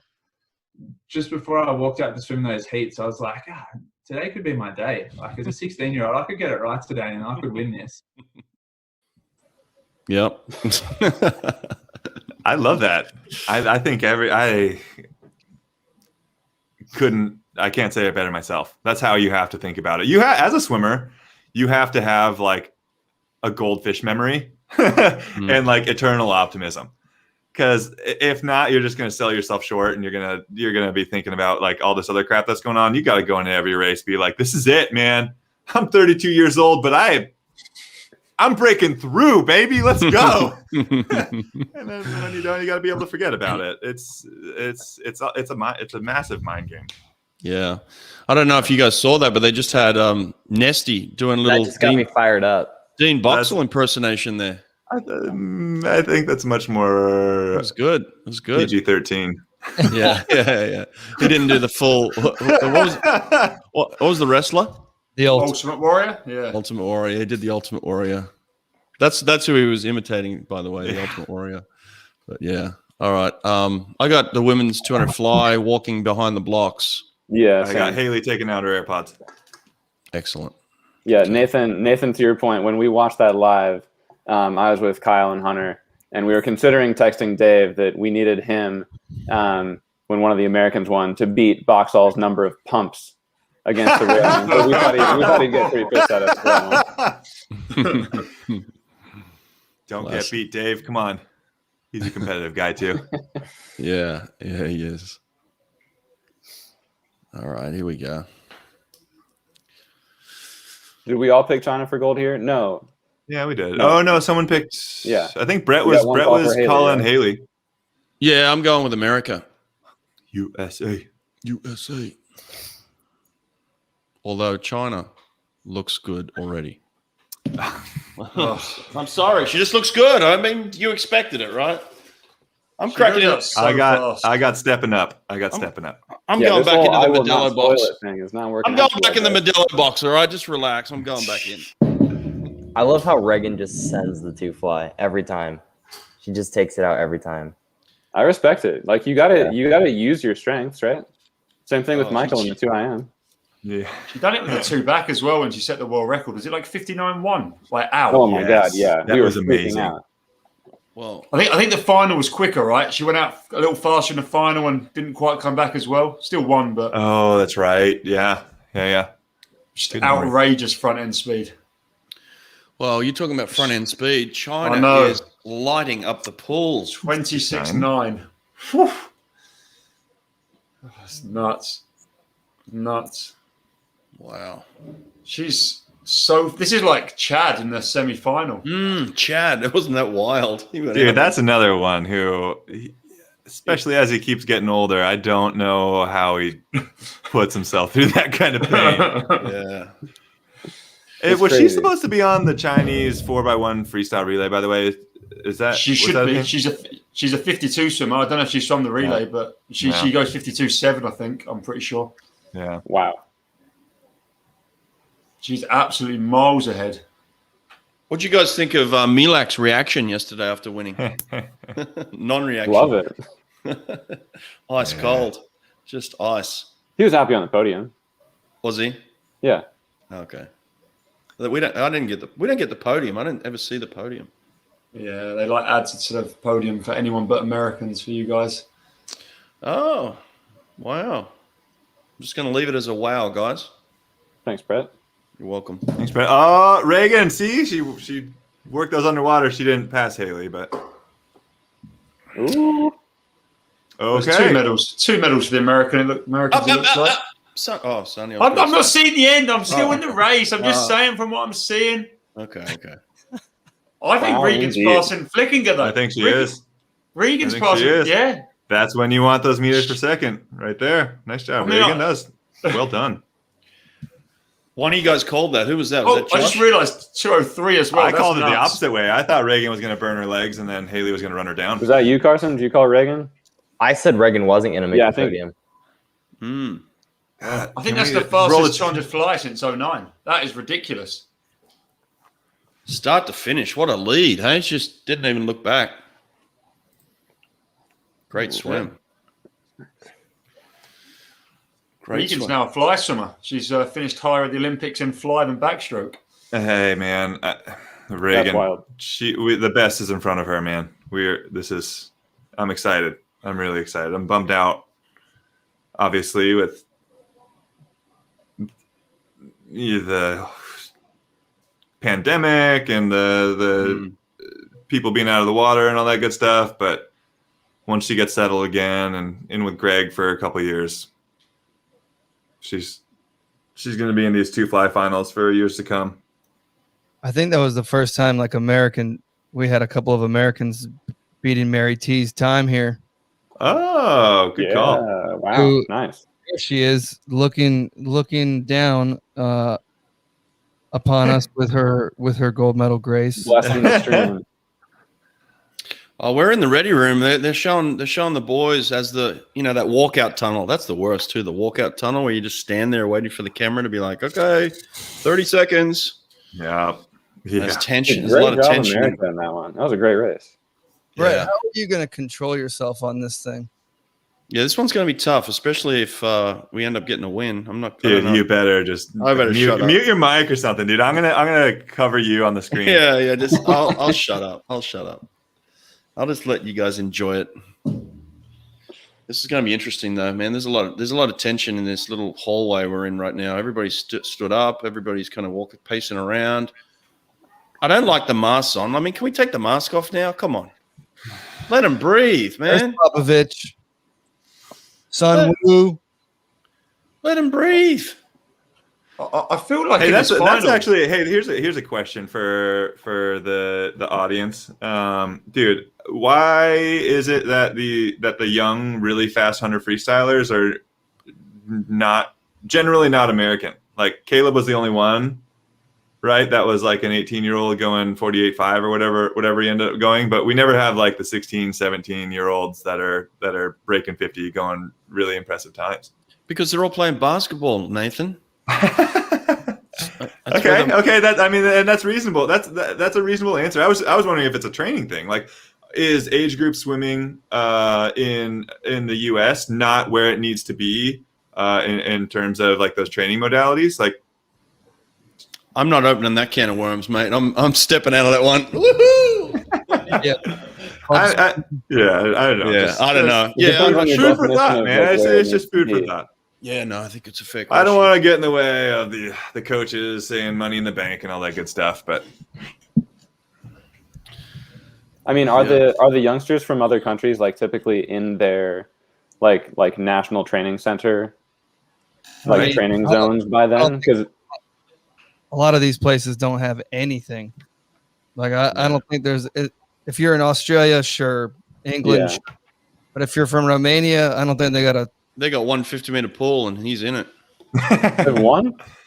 No, not many. Not many quality ones. Let's put it that way. Right. About as many as Alaska. I got 2 TVs going on. One's an antenna, so it's pretty fast, and the other one's on YouTube TV. I think I got to turn this. Turn it off, dude. Turn it off. Yeah, do not ruin this for us. This is too much. If I start sensing like things are going wrong, I'm pulling these out of my ears and I'm just watching. No. Listen, out of respect for Nathan Adrian, I'm not saying a damn word from here on out. I'm just going to remove hockey. There it is. There it is. I need to see his reaction to this. Come on. Better have a recording at least. Oh, no, I'm kidding. They haven't started. They're just walking out. They're walking out. That's it. Did anyone pick the Korean kid in this to medal? No. Of us? No, but it could be anyone, man. You can be so close. This is such a young final. I think like 5 of these guys have never been in an international final outside like this games. Really? That's a good stat right there, Sonny. It's not a fact. I'm just looking at, Moressi's been in European finals, but I don't know if he was in 2019 final. Popovich definitely hasn't been in a world final. He was 14 last time there was one. Sun Woo was 16, so I doubt he was. He's looking super confident walking out. Yeah, and I kind of said this the other day, Nathan. I'm going to repeat it to you. Caleb is not walking out as confident as I saw him in 19. In 19, he looked like he was just locked in. I'm like, no one's touching this kid. He looks a little nervous to me, to be quite honest. That's a valuable observation. I wasn't watching it on TV, so I don't have a input to that, but it's worth noting. I mean, a lot of talk of Phelps and this guy on my shirt, like carrying that expectation of like you've got to win all these races, and that adds up, I think Caleb has systematically put himself in a good position to feel the least amount of that pressure possible, if that makes sense. Right. He's been incredible from a very young age, and I think he knew that managing those expectations was going to be something that's important, and I think he's done a good job of it. Obviously, he's done a good job of it. Let's be real. Yeah, Brett, I'm done with you. I'm done with you. Look, I'm kicking back. That's it. I'm on the blocks. You are officially blocked by my hand. Don't look at the comments. I'm turning up the NBC feed. I will hear none of this. Heart rate is up. Afraid? Are you afraid of Caleb Dressel? I'm like shaking right now, man. Let's go. The fan experience of the Olympics has been phenomenal for me. I'm not going to lie. But my heart rate, like from the last 2 days, right when Murph started swimming, has easily been like 130 or higher for the rest of the session. Oh, my God, yeah. I'm standing up for this, guys. All right, I'll go with you. Are you on the blocks now, guys? We're all on the blocks. Yeah. Yes, we're on the block. Yeah.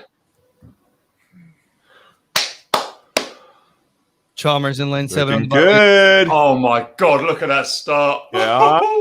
Looking good.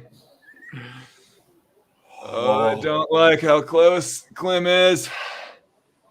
And then the Korean kid's right down the lane line right there. He's loving that draft. He might get certainly whitewashed in is. a second. What was that? 2-3.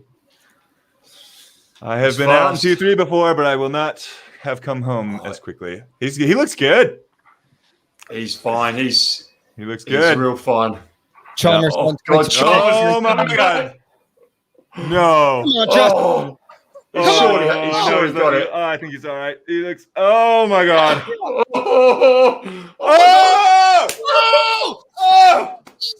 Yes! Wow. Oh! Yeah, what I'm talking about. Found a way. How? Let's go. How did that happen? How did that happen? I swear that there's a pad malfunction.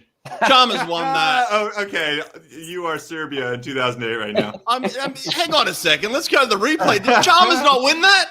Let's go. Yeah, that was amazing. And I'll go back to it, man. That pool was a wavy mess. Caleb, Kyle, they would set the world record in a clean pool. Yeah. That being said, I mean, who's to say that Caesar didn't set it in a wavy pool too? I'm just saying they could all go faster if they swam alone.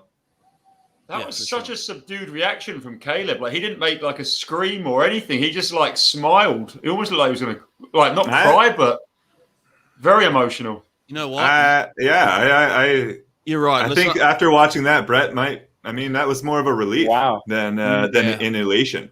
I'll tell you what he did there. That won him that race. 5 minutes to go, he stuck his head down and just dug hard and long. Though he didn't get short, he dug hard and long.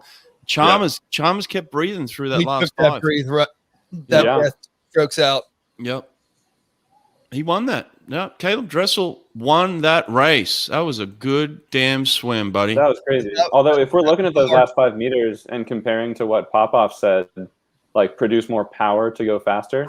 Like, don't you feel like that's sort of what Chalmers is doing? Like more power without really raising the tempo so much? Like Caleb just spins those last 7 meters. I feel like that's what won him the race there. Yeah, he dug in. He did. He dug in.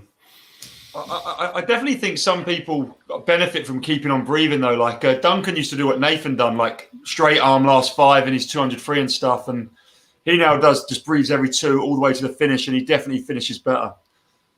Yeah, they can help you stay in the rhythm, I guess. So and again, the oh wow, what was the Michael Jordan quote? The ceiling's the limit, the ceiling's the sky, or whatever. Yeah. Popovich did not have a good one. He was 8-0 on that. No, he didn't. No.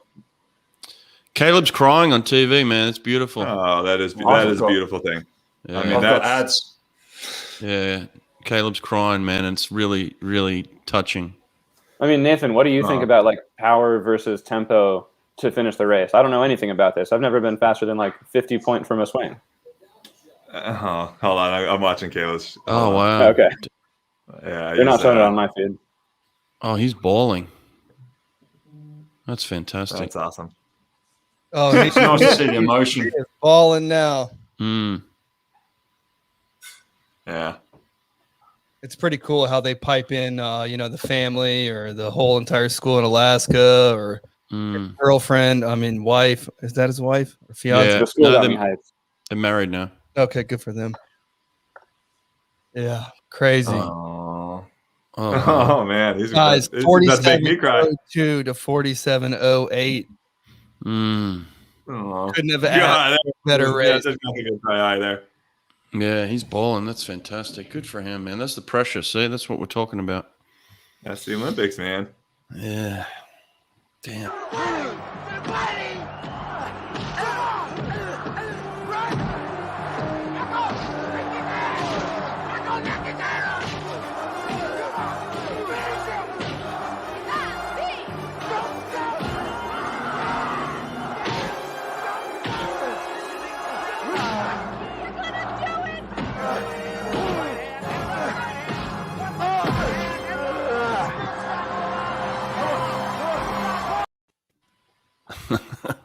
I'm glad that came true. Wow. Well, back in honestly, I received a telegram from the daughters of Johnny Weissmuller in the village in Atlanta, and they congratulated me, to defend the 100 in particular, because back then in 24 and 28 there were no 50s, and they congratulated me on defending back-to-back to Olympic titles on the 100 freestyle, and which was very touching. What a great story that is, right? That's crazy, yeah. Josh, I mean, I don't know, the power versus tempo thing. I think it's just always going to be like a sliding scale, right? And it's like if you use your power up, then maybe you have to go to tempo. Sure. Yeah, and it's always harder to go from a high tempo to going back down to power, right? Like it just doesn't really work. So I think that is, I don't know, that's at least how I think about it, or at least my experience with it. That makes sense. Oh man. I mean the times, like besides like Caleb and Kyle weren't, all that impressive, but man, that race lived up to the hype. That's for sure. Yeah. Well, I think a lot of it has to do with what you're talking about, Nathan, is that wave, I think those young kids just got beat around in that one. They do not. No one can understand. Josh might understand because he's had to swim next to me when I put on like a weight belt and fins and paddles, and understand like what it could look like when like someone big gets moving at like a high speed. But like, there's nothing like the 100 free wave off that wall, man. It's crazy. Yeah. Carson, you want to be a 100 freestyler one day? I think that would more be like once I can't do the 4 a.m. I honestly think of the 100 free is equally as hard as the 4 a.m. in a different way. I hate swimming the 100 free, especially long course. I appreciate that. Yeah. I'm gonna go out here and say, man, that 4 a.m. you could do a heck of a lot better 100 free than I could ever do a 4 a.m. Let's just say that. Yeah, 400 IM is not the race of choice. The 4 a.m. isn't once you get the strat. Obviously, nothing's gonna ever hurt worse than trials. But I feel like if you have a 4 a.m. where you hit your strategy and you hit your race plan perfectly, I think 100 free is probably more painful. Because the 4 a.m. when you're feeling good, that last 100 is you feel great. It can be. The 100 free is sort of similar. A good one you walk out of and you're like, I do that again. Bad one, you're like, oh my God, I'm going to feel that in 3 days. Yeah, Carson, have you ever had lactate come out of your eyeballs? No. I mean, maybe. If I ever had it, it would have been at trials in that race. But yeah, I've experienced that after a good 100 freestyle, that's for sure. Carson, do you feel like you've got your strategy sort of locked in now? Like, I'm sure, like, 4084 is no joke. Like, I'm sure you've looked at 4038 at least a little bit. Like, if you were to find 4.5 seconds, do you feel like you know where those are coming from? I mean, definitely. I think it's a lot more plausible now that I went 408 to think 403 would be somewhat realistic. down the line if I keep improving. But I think more like I think I knew my strategy before. I think I was telling other people, I just got so used to being successful in the 400 IM and age group swimming just by seeing how far out I could get ahead and just trusting no one was going to catch me. And I can't do that against people who are world class in the event. And I think I learned that the hard way a couple times this year with Bobby at NCAA's and obviously Chase and Jay at trials. But I mean, now that I've learned my lesson the wrong way a couple of times, I'm gonna start understanding I don't always have to do it like that. Yeah, Carson, yeah. Do you mind talking us through what you did in practice? Like, I mean, I think the world is kind of like in surprised. between. Everyone is kind of like taken aback by like this double taper that Team USA does, and you pulled it off as beautifully as anybody I've ever seen. Thank you.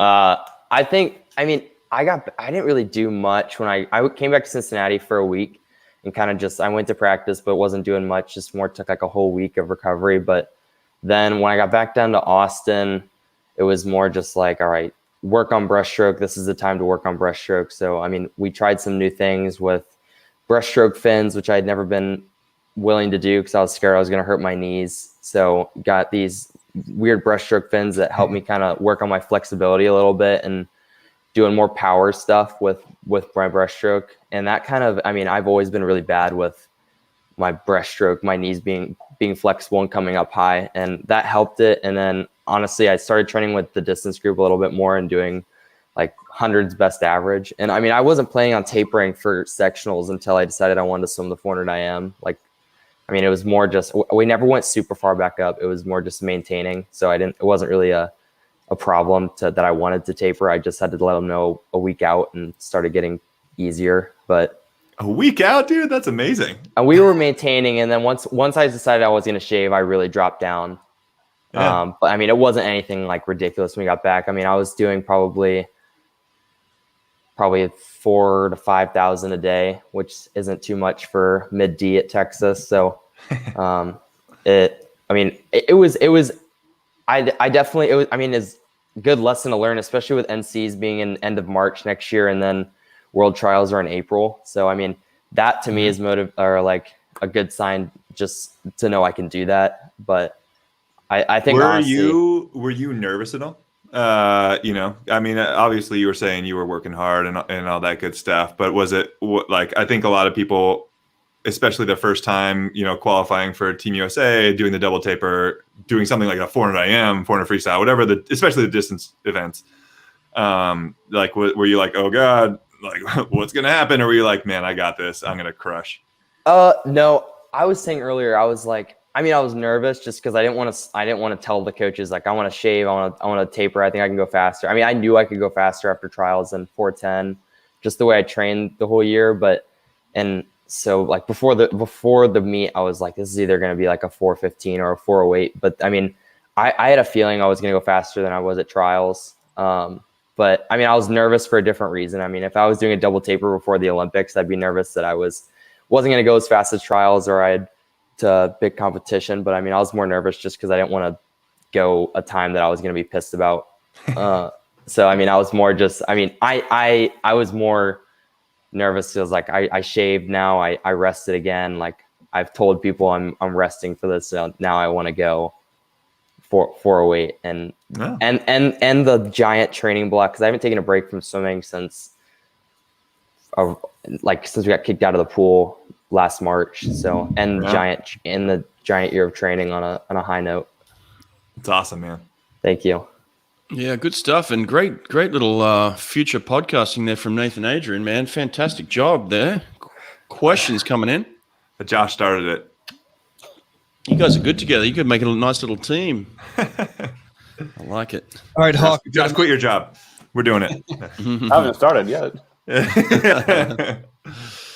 Brett, you got to make some furious goose noises for $5 New Zealand. What is that, like 10 cents or something? What's a goose noise? I don't know, but this was the first one we've ever had in the chat where they like give you a little cheddar, so you got to make a goose noise or something. A goose noise. Just give them something. All right, hang on a second. Goose noise.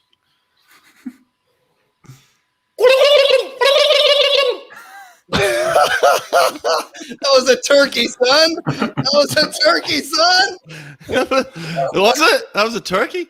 That is worth $5. That effort right there is worth $5. Was it worth $5 New Zealand dollars though? We don't. Yeah, I have no idea how much New Zealand. I can't believe we've gone from epic insight with Nathan, Carson, and Josh to Brett making whatever nonsense that was. It's just plummeting downhill real hard. I don't know, boys, but that's $5. That's what I know. Yeah, count it. Oh wow! So what do we got next? It's 200 breast, right? No. Yeah, semi for women. Women. For Yeah. women, semi, yeah. Yeah. I mean, there's a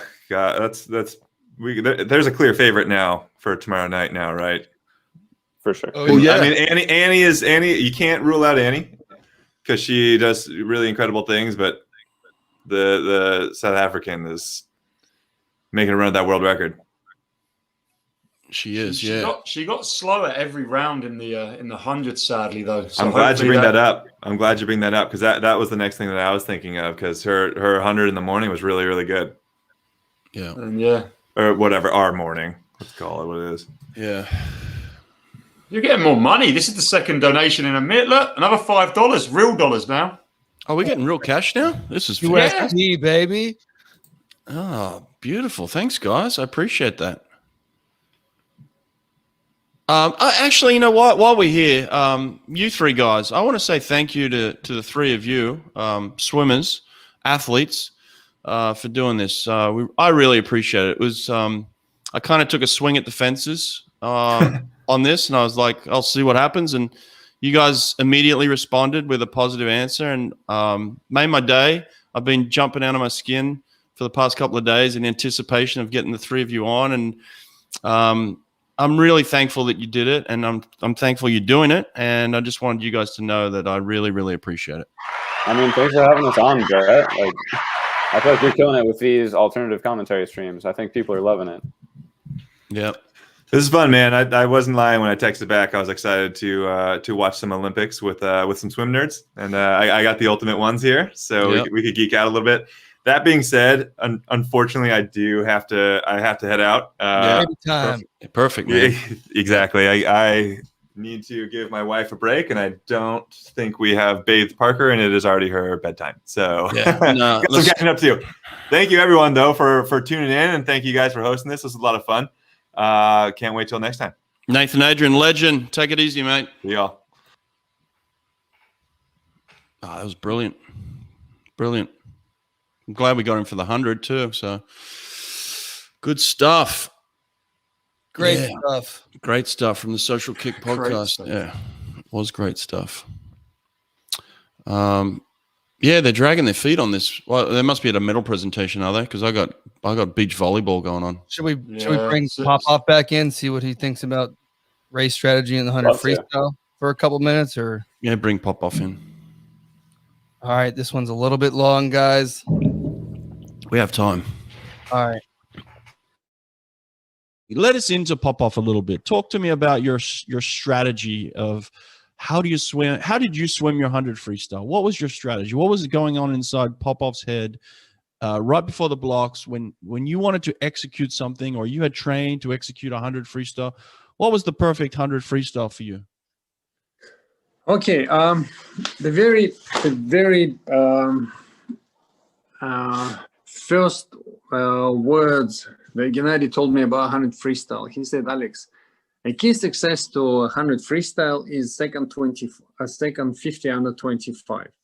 First, we need to learn how to swim second 50 under 25, and in particular, last 25 of 100 meter freestyle. This is where it starts to really, payback. Hurdle there. Yeah. And we have been working on that. We have been working on that from day one. From day one when I joined his squad. When I started to swim, when I started to pull those 50s under 20, second 50s under 25 in training, we would, on a regular basis, like maybe once or twice a week, we would do a drill. 5-second negative split, 30-25. for the 100 from push, no start, no nothing, from push, 30-25. And when I started to go regularly under 25, like 24-7, 24-5, 24-8, then he said, okay, now you've learned your feelings on the second 50. Now you need to learn your feelings on the first 50. The ability to swim the second 50 under 25 will give you an opportunity or a chance to win under any circumstances, under any situation, no matter what you do on the first 50. And later on, that proved to be the right direction and right strategy, because no matter how hard I went the first 50, and the guys, the opponents would be looking at me and not realizing that I would either hold them back and then just accelerate off the turn, and then make the gap, and then just keep it until the end. Or I could go a little bit faster, but with that ability to go under 25 the second 50, I was able to maintain higher speed on the second lap. So for me, the strategy was quite open. I had a big variety. But speaking about that, we modeled all those strategies in training, with the fast first 50 and then maintaining the speed, with a slow first 50 and accelerate in the second 50 and second half of 100. So we worked all those strategies in training, and I had a big variety. I always had a joker in my pocket, that I could pull out and use during competition. I love that clip so much. Actually, that was one thing I wanted to talk to Nathan about before he left, was the 100 free strategy, and I think his strategy changed over time. Either you go out really, really fast, or do you focus on trying to come back?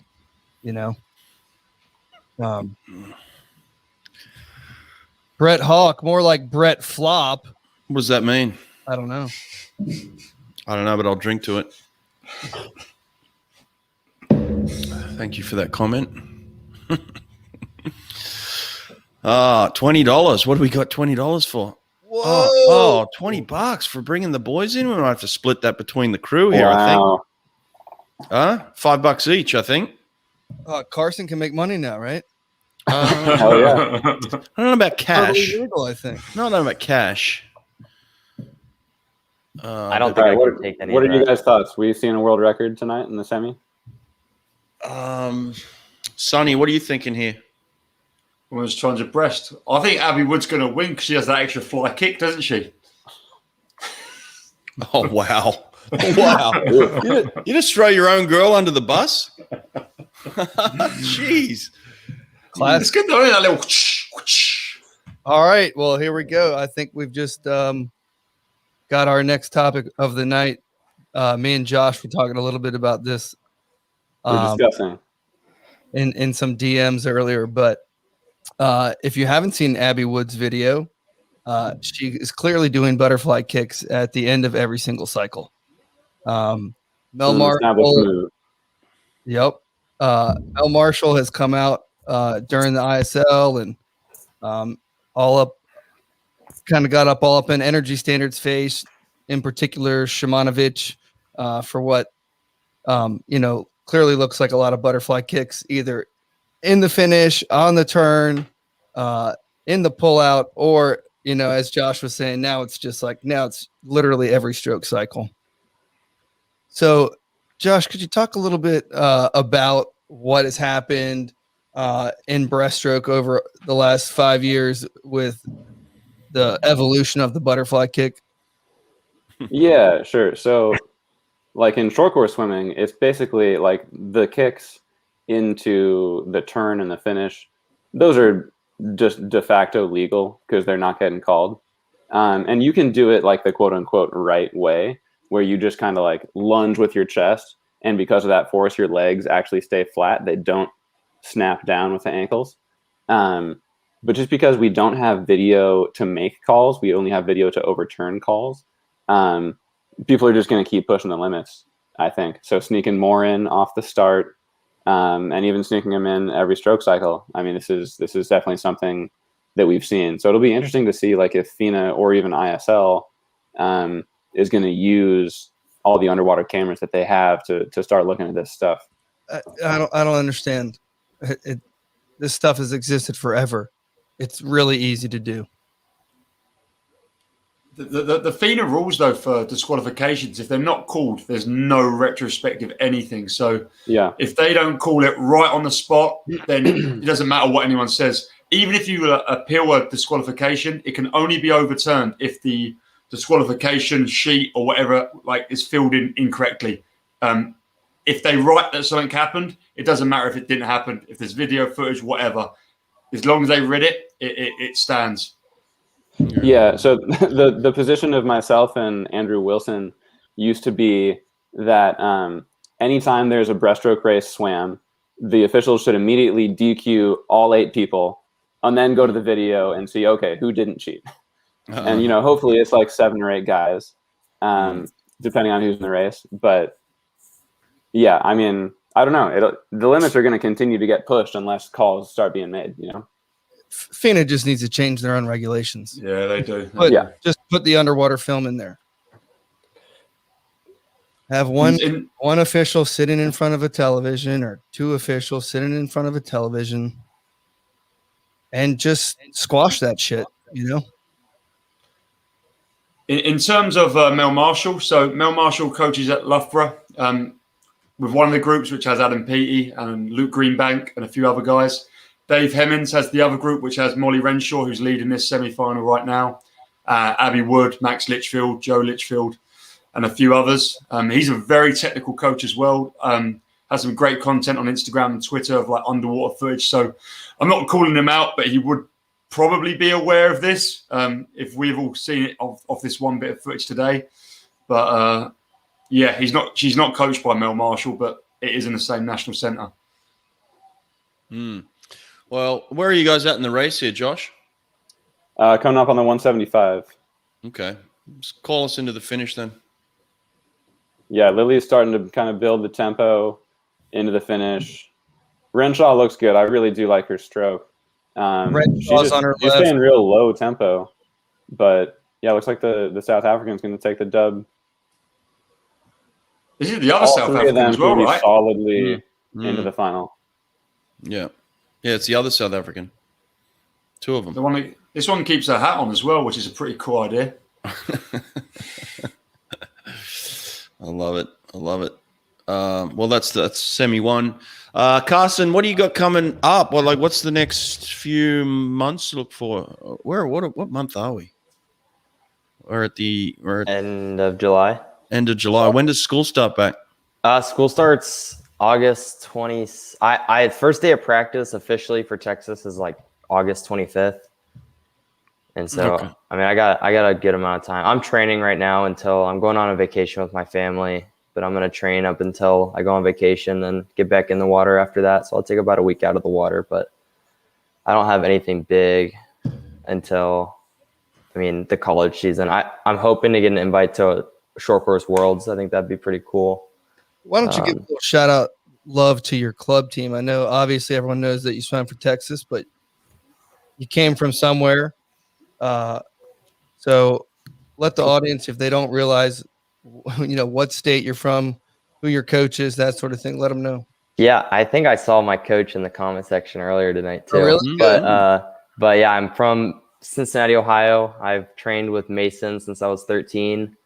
That was a big deal to me to represent Mason at trials this year because that's who I was going to represent last year. And Mason's done so much for me and my brother and Adam Cheney. We have a good little group of guys who are in college right now who had a pretty good year. And I think a large part of that goes to Ken Heiss. He prepared us. He runs this team like a college team. So it was a pretty seamless transition going to college. So a lot of the credit goes to him. Nice. I had Zoe Thatcher out of that club team a few years back. So yep. Good team, man. We're about to get a 50-meter pool. I was just about to say, I think I had dinner with Ken before the whole pandemic thing. And he was saying like, oh yeah, we're building a brand new 50-meter pool. Yeah, I just saw it after trials and it looks amazing.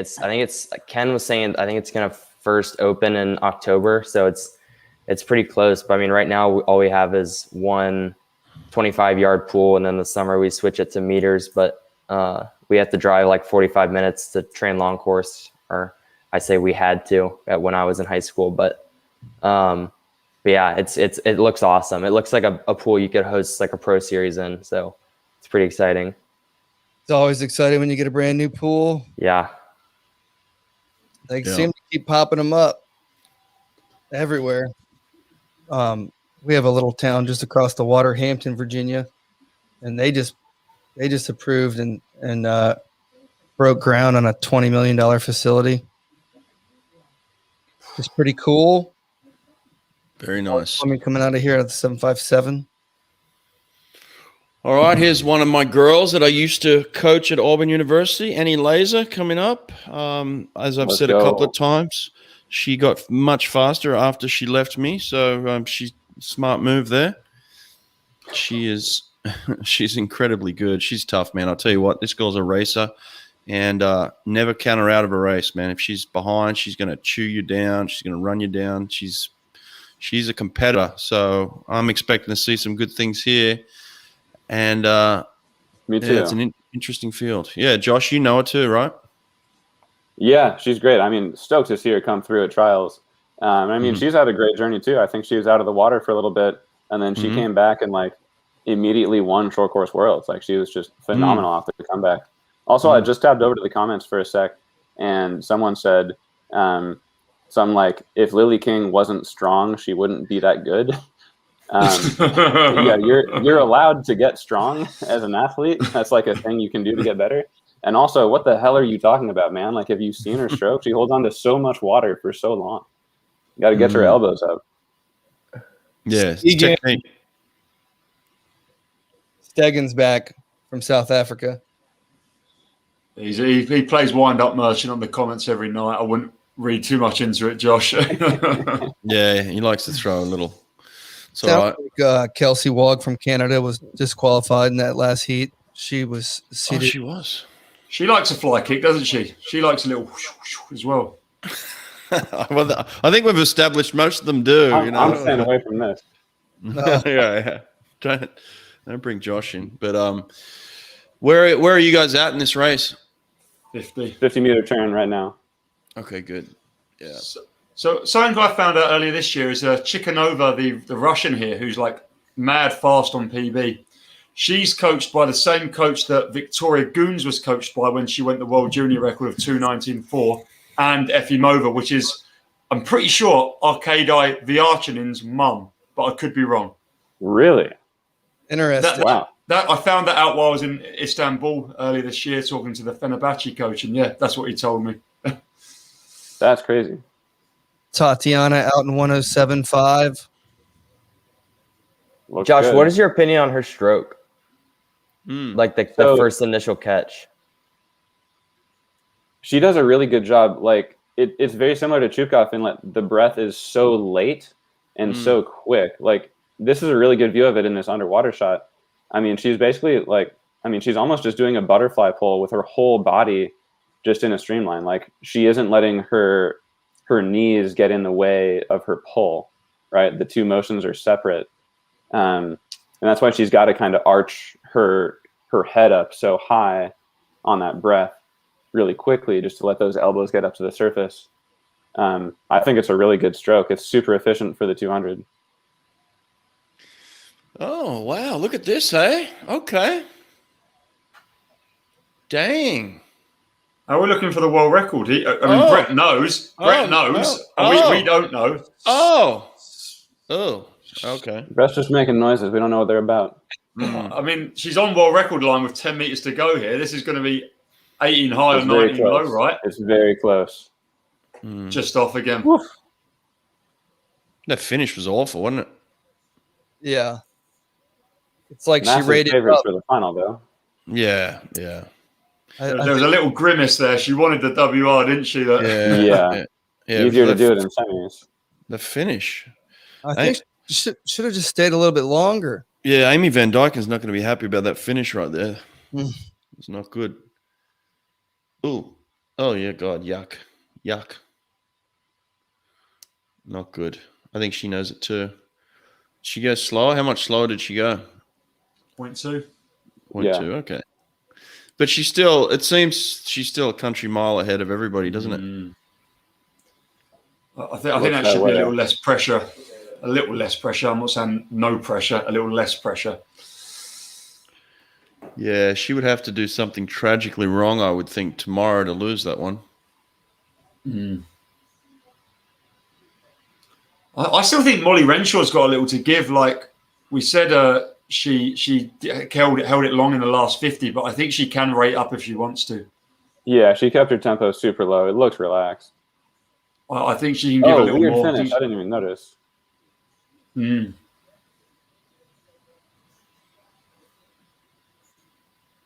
Yeah.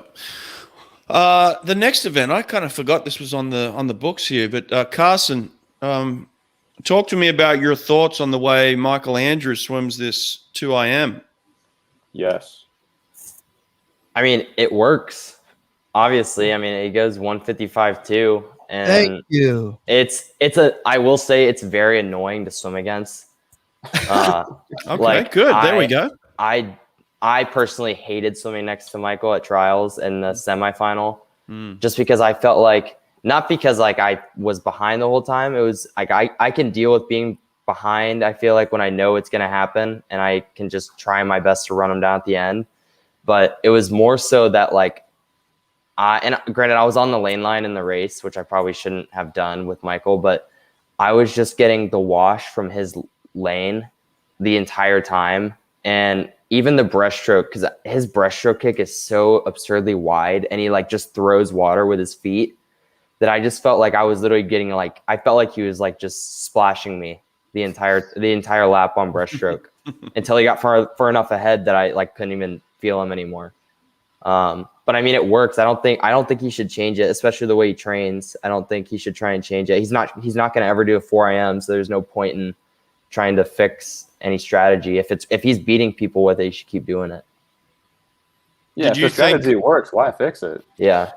Did you think, Josh, did you agree with kind of Michael Phelps's assessment on that it was a training flaw that he couldn't finish the race? Well, if you're swimming it like that, no, I don't necessarily agree that it's a flaw. It's like, I feel like in the 2IM, you're allowed one bad split, right? Some people have a bad backstroke split, hand up. Some people have a bad breaststroke split, right? You're allowed one. It's just very rarely freestyle. And if your other three are so damn elite that you're beating everyone by like 3 seconds to the 150, like, why change it? Like, use your strengths, like compensate for your weaknesses, right? Like, don't do it the other way around. Like, don't take away from your strengths and try to do a little bit better at your weak stroke. Like, dude, send it to the 150. Be like 3 seconds under record pace and just hang on. Yeah. Carson, is it still daunting when you go from back to breast and kind of take that first look in breaststroke to see somebody like, you know, five meters ahead of you? Personally, for me, it was at trials, just because I'm normally a type of person who likes to swim out in front, especially because my two best strokes are flying back. Right. And so like to be that far behind going into my worst stroke wasn't a great, I mean, but I also know that I'm going to outsplit Michael, hopefully by close to 2 seconds on the freestyle, which I didn't do at trials because my last 50 was not good. But I mean, I think, yeah, it's definitely done. But the thing I was going to say about this one is I think Michael's going to win tomorrow, if I had to guess. But I think Duncan Scott, someone who's just like can reel people in, and that's where he's at his best, when he's just swimming from behind. I think he's going to end up making it a lot closer and maybe surprise people for a second, just because that's when he thrives. I feel like not many people in the heat at trials like thrive off trying to run people down in that heat. I mean, it was me, Chase, and Kieran and Seliskar. And I mean, they're good freestylers, but I don't think anyone has the type of like clutch last 50 like Duncan Scott. That's why I'm so hyped to watch that race tomorrow. Yeah. Like, I'm glad Michael swims it the way he does because it's going to look ridiculous. Like, they are opposites. Well, we're having this conversation now because we're about to see two semifinal heats. Yeah, Duncan Scott's up, and we'll see what happens here. And so Nuances is also a medal threat for sure. We've got Dad Bod Laszlo Shea as well. Oh, that's right. Laszlo Chase swimming in this meet. Yeah. Yeah. He went 157 this morning. Crazy. I did not know got that. It. Still got it. I mean, not at his best, but still fast. Oh, that's great. I think. Oh, sorry. I was going to say I think Duncan might win tomorrow because I was talking to one of his training buddies earlier, and he's not happy about that 2-3. Even though he lost to a Brit, he's not happy. He hates to lose, like fuming. Wow. Is this him right here in lane 4? No, he's lane. That's the Splanch, the Swiss. 3. He's in lane 3. Oh, let me change the ticker. I'm sorry. Speaking of Old Man River, he's out in the lead in this first 50 here. He's absolutely gone. Yeah. Just imagine he makes a final. He could well make a final. He's swimming this. He's swimming to win, Laszlo. The Swiss guy, Desplanches, in lane 4 in the middle of the pool. I saw the Splanches earlier in the meet. He done 100 breast in like heat 1. He went like 60 flat. Yeah, he's really good. Like literally heat 1 or 2. He was probably stoked with it as well. I'm guessing it's not a main event for him or anything, but good breaststroke. Oh, we got some lane 8 smoke out here again. Japan. Oh, Seto. That's Seto. He's decided to turn up to this meet. Just wait till the last 50. He was 16th out the heat. 16th. I'm not ahead, but I just think his last 50 is going to be bad. His breaststroke was fantastic. Leading it out. Sato looks like he should have looked about 5 days ago. I think he's pissed off. He's like, this is not my last race. Oh, massive pressure. Come on, bud. I was going to say Duncan don't look great, but he's just come for everyone. Yeah. Just walked past everyone, Duncan. Yeah, maybe not Sato. Sato's held on, though. He's going to make the final. Duncan got him. Oh, he's made the final. I don't know if Chase made the final. Oh, my God, Chase. Yeah, I don't think Chase made it. That was bad for Chase. That was a slow heat. I see what you're talking about, Sonny, on the finish there. He just kept breathing the whole way, but it's quick. He just keeps the rhythm going.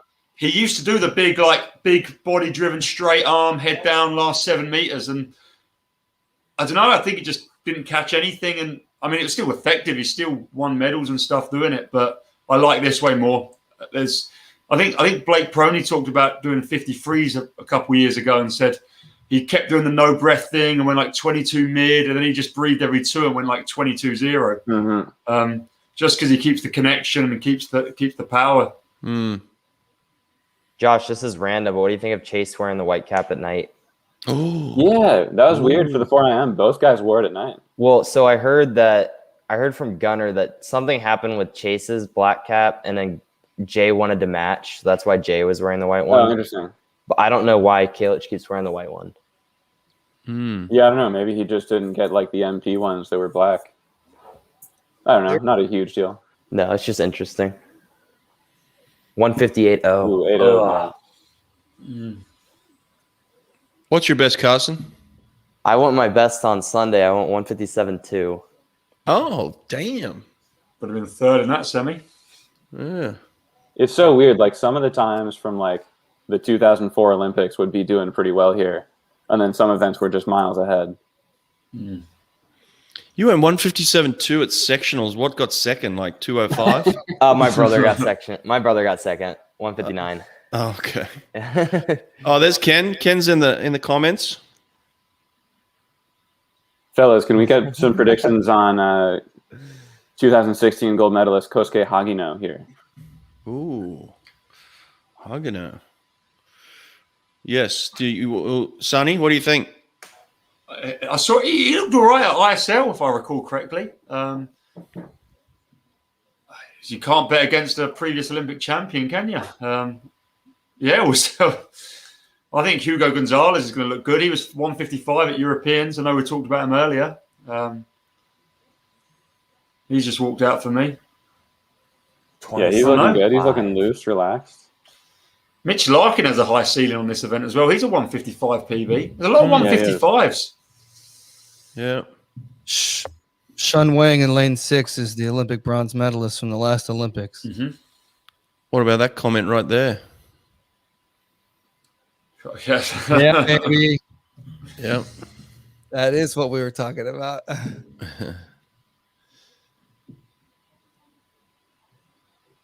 Oh, someone just said Higino laid a 147.7 turd on the 800 free relay last night. Oh, God. Oh, let's see these splits, actually.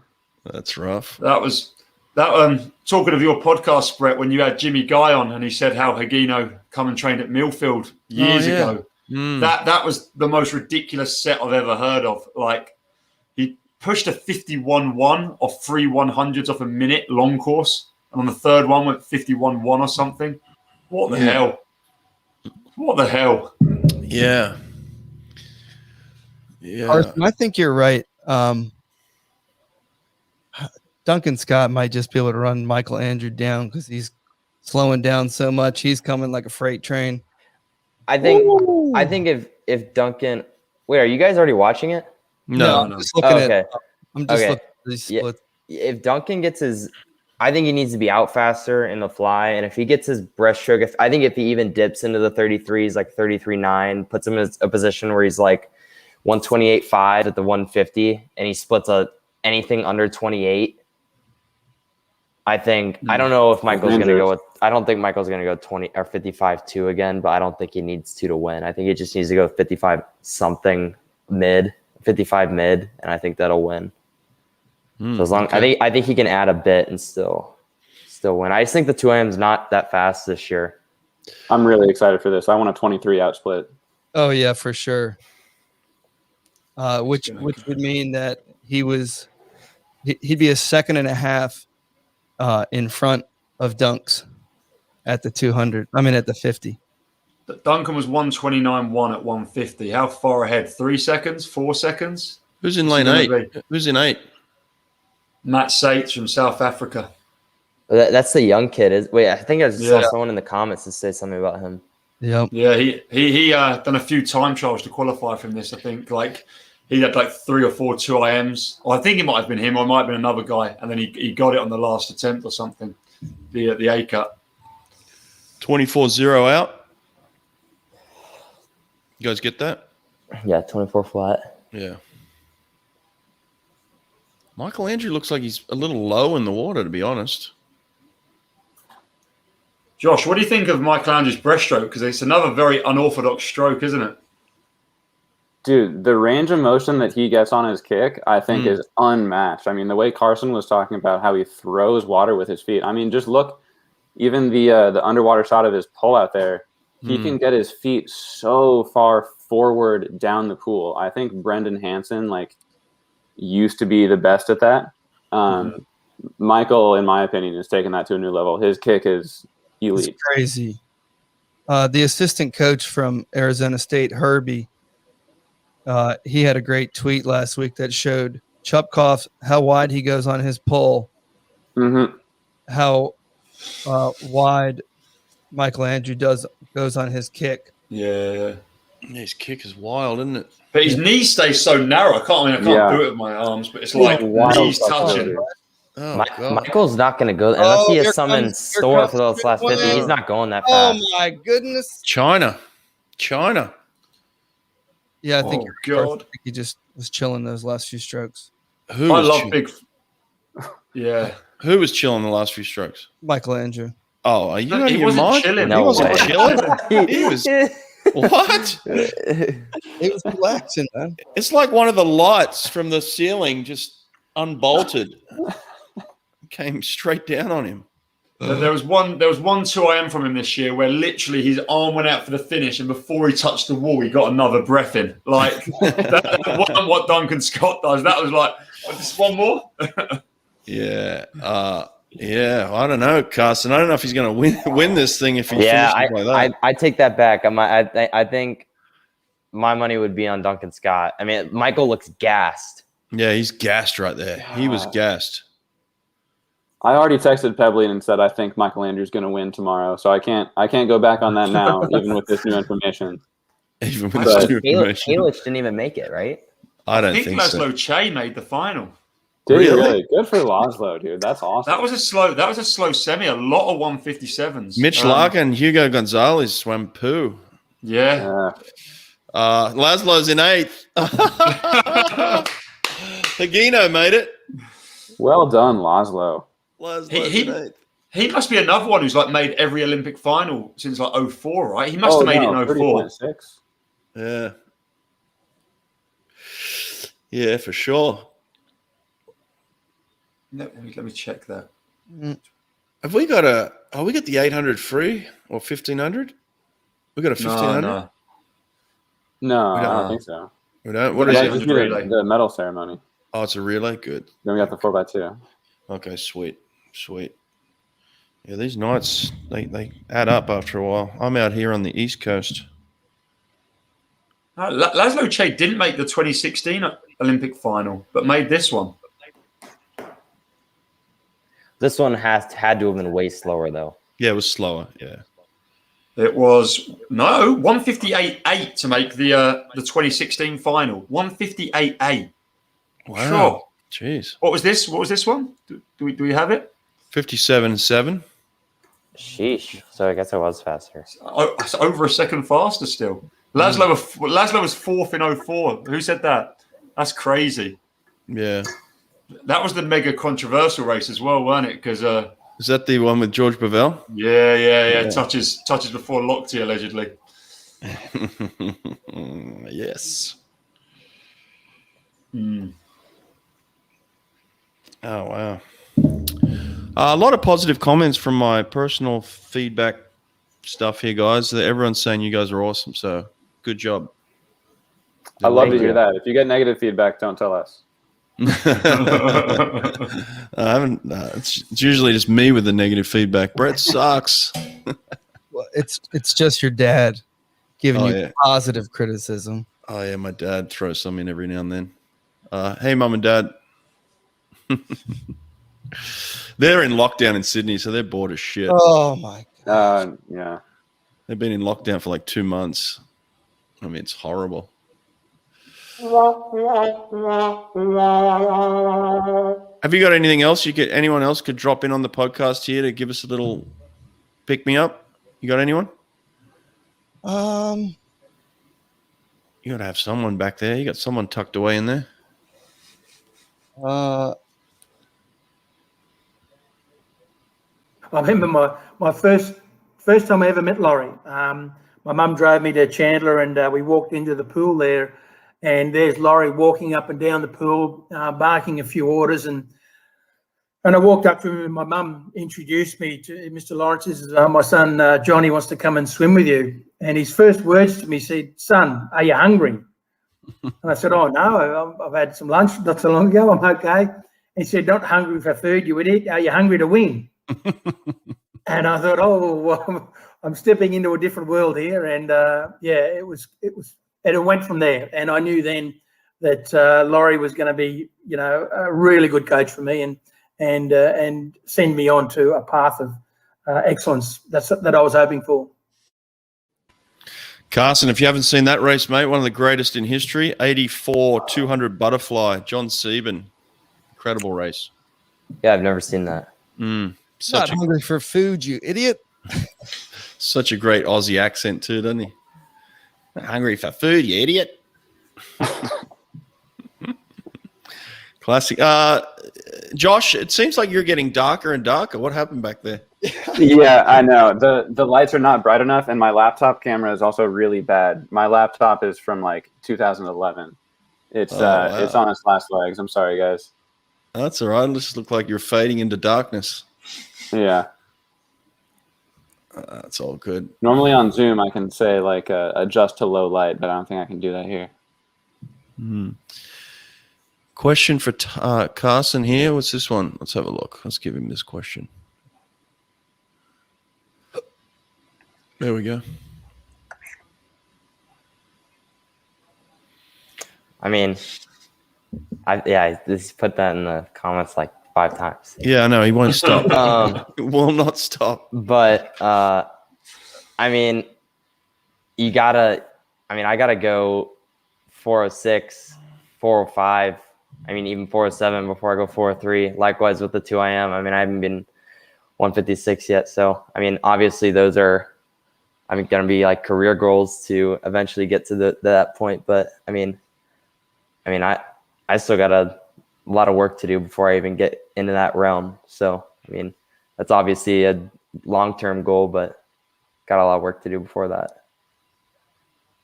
Were you worried when Eddie did announce his retirement? Were you a little panicky? No, I wasn't. I committed to Texas knowing that it was likely that Eddie wasn't going to be there for my entire time, especially planning on swimming post-college. I mean, I knew I was going to eventually have a coaching change. And there was talk throughout the season of like some guys speculating that it was going to be his last year. But no, I mean, I wasn't worried about that at all. I mean, I love Wyatt, and I think the world of Wyatt, and I think he's going to be an incredible coach. And so yeah, not at all. I mean, cool. I love Eddie, but he's taught Wyatt a lot. And honestly, in the short year I've been down there, Eddie's taught me a lot too. Yeah. Awesome. Here's a good question. Have you guys watched any other Olympic sports this week other than swimming? Yes, badminton. Badminton is maybe the best Olympic sport to watch. It absolutely rules. Wow, badminton. Hot take. Yeah, huge badminton guy. Who's killing the game in badminton? What country? Southeast Asia, mostly. Just in general, the entire region. Does your wife play badminton? I think she grew up playing it. It's huge over there. Yeah, I gotta find a court. I want to get out there and try it myself. It looks awesome. Yeah, it's a great sport. Speaking of, I think I might tap out for the last relay, go have some dinner with the wife. But fellas, thanks very much for having me on. And Carson, great to talk. Great insight coming from you, man. And thank you. Nice swimming. That is nice officially getting to, kind of meet you, but it's awesome. I've always kind of looked up to you from afar. So yeah, great to finally meet you. And I will most likely not be back. Thank you for this commenter for his support, though. All right. Good night, everyone. See you, buddy. Cheers, Josh. Good night.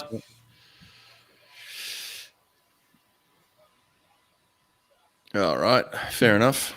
Cool. What's happening at the house there, Carson?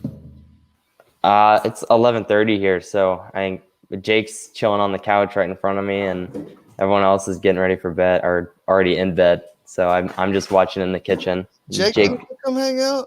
He's not watching. Jake's been gaming most of the day with Adam Chaney and his friends. So Jake's been having a Jake kind of day, just relaxing, and now he's just watching the Olympics right in front of me. Fair enough. It's a good way to do it. Do you have any plans on any little holiday? Where'd you say you were going, on a break or anything? We're going to Florida, like the Panhandle, next week. And we're going to be there for about a week. And just with all this travel we've done with swimming, we haven't taken a real vacation. Yeah. Without any swimming, just going down there just to enjoy the beach and enjoy family. We haven't taken one for like 3 years. So we're going down next week and take a full break off swimming and then get back into it after that. Good stuff. Yeah, Here's a legitimate question. Sonny, what do you think? She's obviously, I don't know if she's requested, but there's obviously something behind her leading off, isn't there? How far off was she in the two? She was 0.6 yesterday, 0.2 at trials. So she's been 53.1. It's 52.9. She's got a chance. She's in the best form of her life. You know, when you look at like the 400 free was a PB. I think she's got a chance. I'd love to see it. I'd love to see another world record go. There could be 2 in 1 because I think the overall record's going. Oh yeah, that one's definitely going. Yeah, for sure. I think so. Do you guys think Titmus is the best swimmer in the world now for women? Do you think it's official now? I don't know best swimmer because like how can you sort of quantify that? Is Emma McKeon the best swimmer? Like she's great as well. Well, But that's the argument I made the other day. I saw someone that was like, if Titmus beats Ledecky in the 4 free, she's the best swimmer in the world. But then I was wondering about McEwen, and I mean, you could even make the argument. I don't know about this year, but even Regan is still legit and definitely in that conversation. Has anyone else won an Olympic medal in both back and fly at the same Olympics? What about the American girl? What was her name? Sarah McCall. Did she ever do it? Missy? No. From 04. Natalie Coughlin? Yeah, Natalie Coughlin. Did she do it? Potentially. Maybe back and free. Don't know. Yeah, I don't know. I don't know Natalie's resume, but she was pretty damn good. Even in like ISL, you could say Lily King was the best woman. Like her ISL shine was something absolutely unparalleled. Like just winning. So yeah. I think it is fair to say it. It's probably some Australian that's the best swimmer in the world right now. That's what I I don't think you're wrong. And I was talking to Jake the other day on the way home, and I was like, when's the last time you can remember that the top female swimmer in the world was an American? Because I feel like it's been a pretty long streak of, I mean, Missy Franklin was the best swimmer, I feel like, for a while. Then Ledecky kind of followed her up. Yeah, you're right. It's been a while, so it's nice to see the balance of power kind of evening out again, you know? Yeah, we didn't even talk yesterday in the women's 200 iron, but Kaylee McEwen was the fastest coming in and we obviously withdrew. So she potentially could have got 3 wins. She could have probably done this 4x2 relay as well. She's like fast at everything. Yeah, she's incredible. Here we go. They're lining up, so. She was the number 1 ranked 200 IMer come in. 2081, I think, 2081. But she swam like a 54 low 100 freestyle 1 meet this year. I'm not sure what her 2.3 was. She was doing everything and swimming fast. Yeah, this is going to be a great race. Someone said, wouldn't Hosu be considered top at some point? Yeah, Hosu was probably the best all-round woman at one point. Yeah.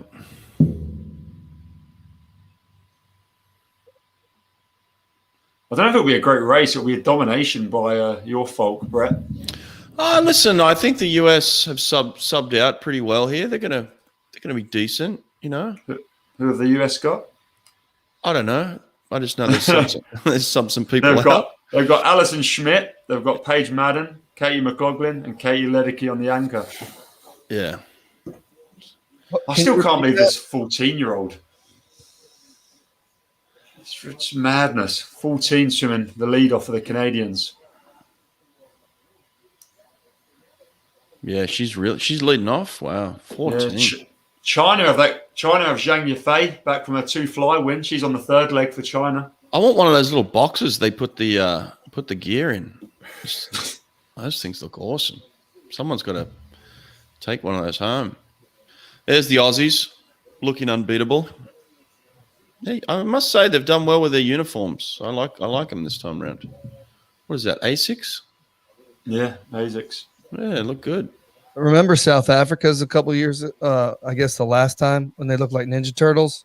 Did they? Yeah, they were horrible. Yeah. There's the US, Alison Schmidt leading off. She's been around forever, hasn't she? 2012 Olympic champion in this event. 153, I don't know, 153 something.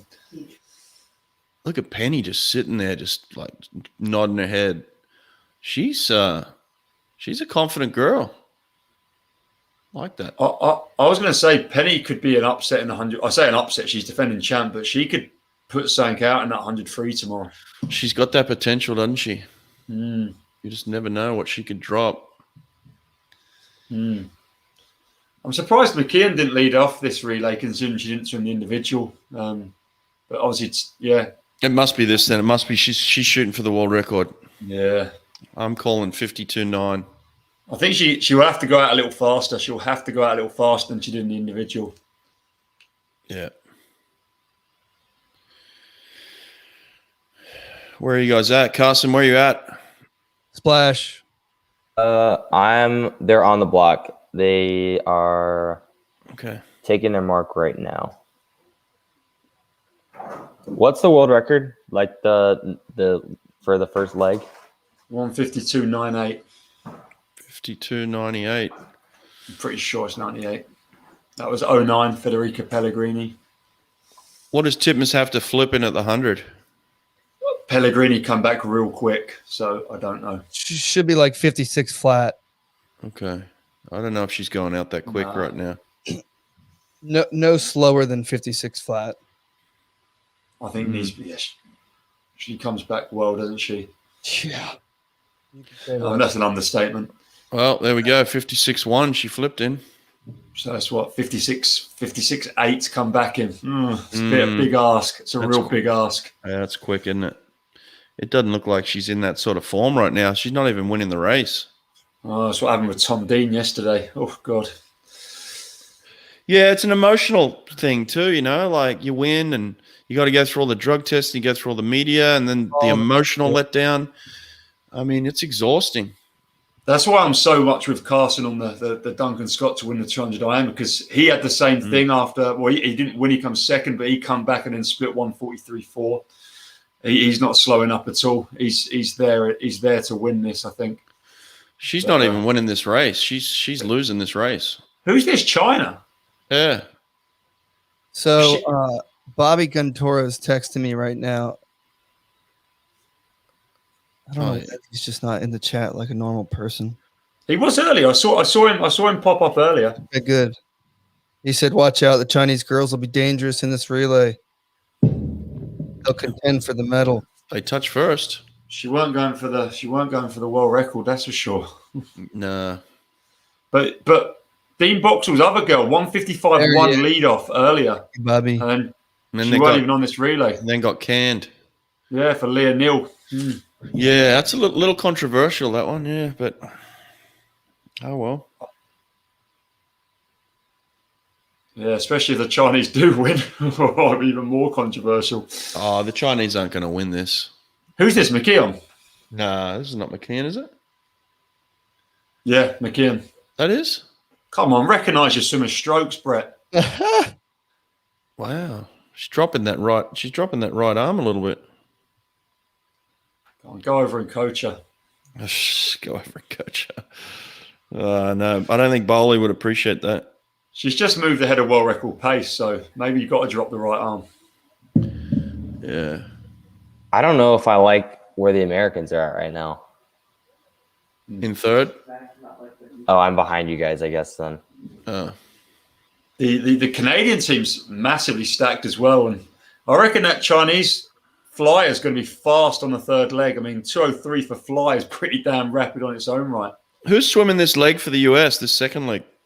Paige Madden. Yeah, it looks like Paige Madden. Paige Madden's having a great swim. She's another UVA girl, isn't she? Yeah. Yeah. Tell you what, though, China is just not going away. They want this relay. Watch this third leg dive in and swim butterfly for the first 100. She's actually gone past. She's gone past Emma McKeon. She went past Emma McKeon. That's outrageous. I don't know what's happening here with the Australians. Bobby Guntoro's put it down as well. Bobby from left field didn't even want to put this in the chat. He was so unsure of it. Just text Nate. Just quiet. Just quietly, eh? He must have had a wager on this. He didn't want anyone to know. God. He's had a little. I don't think he can. I don't think Australia are losing still, but if they do, that relay order, that miss off. Who's closing the Australian relay? Leah Neal, the one that they've put in, the slowest on the team. This is Maddie Wilson, who finaled herself. Oh, wow. Australia is not running away with this at all. Yeah, this one. 155.3 for McKeon. She was slower than the lead-off leg this morning as well. Oh, God, those girls have got to be upset. China have got Binji Lee. She's like a really good 800 freestyler, 400 freestyler girl as well. on the last leg. This could be that calculated misstep that Australia take. Yeah. Everyone's had a little. Relays are tough, you know. It's easy to be critical, which I mean, we all have been. But you know, GB have messed up. Hey, Katie is looking good right here for America. She's That's looking great. If Australia put their weakest at the back, I don't know if Katie Ledecky might catch someone. I was going to say she's got 2.5 seconds on her. Like if she goes, she's got 2.5 seconds on her. You're right. Hey, Carson, that's a great call. Ledecky could run this down. This could be a shining moment for Ledecky. Yeah. Oh, Australia's in all sorts of trouble. They're not even touching first on the changeover. Oh my God. The Chinese women's come back again. Oh, this is going to have to be some type of swim for this back-ender girl. They put some pressure on her. She's going to have so much pressure when she's like barely paying off her spot. I'm with Carson on this. I'm calling Ledecky for the win. Oh, wow. We have some kind of race, boys. Oh, Ledecky looks like she's after it as well.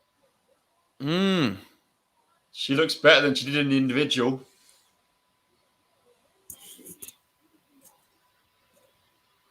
Oh, wow. Oh, mate. Katie McLaughlin, 155.3. She was 155.9 this morning, or 156 flat, actually. I think I'd actually like to listen to the coverage on this one, the call on this, you know. Rowdy's going mental right now. Yeah. Mental. They're all on the world record as well. Like, I think Ledecky wins it in an American world record. Oh, yeah, baby. Oh, this is. Oh, wow. I can't watch. China or America? It's not Australia. Australia might not even get a medal. Oh, God. That's how bad it's looking. That's not nice. That's not nice. Come on, Katie. Katie's won all day long. Katie's winning. She looks brilliant. Oh, wow. Katie Ledecky. This could be one of the greatest comebacks in history. Oh, wow. I don't know. Oh, they're just going the same exact speed. Yeah, I don't know if she's got enough in her. Oh. Come on.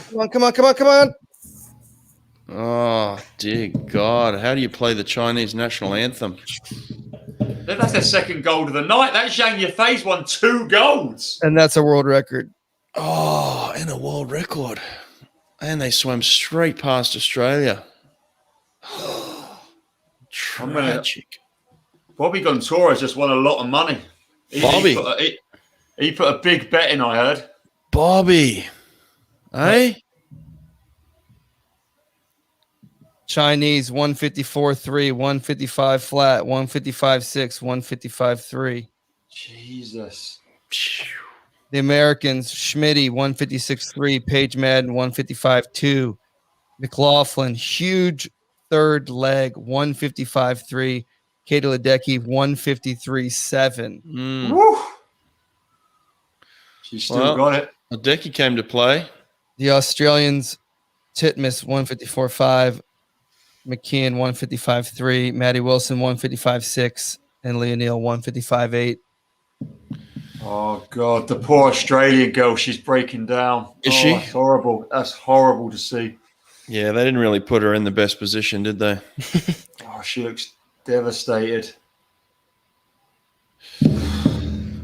Oh, well, listen, boys, this has been a long one. I'm super appreciative, Carson. Well, we're going to let you go, mate. You've done fantastic. Thanks for being here, eh? Thank you so much for having me. This is fun.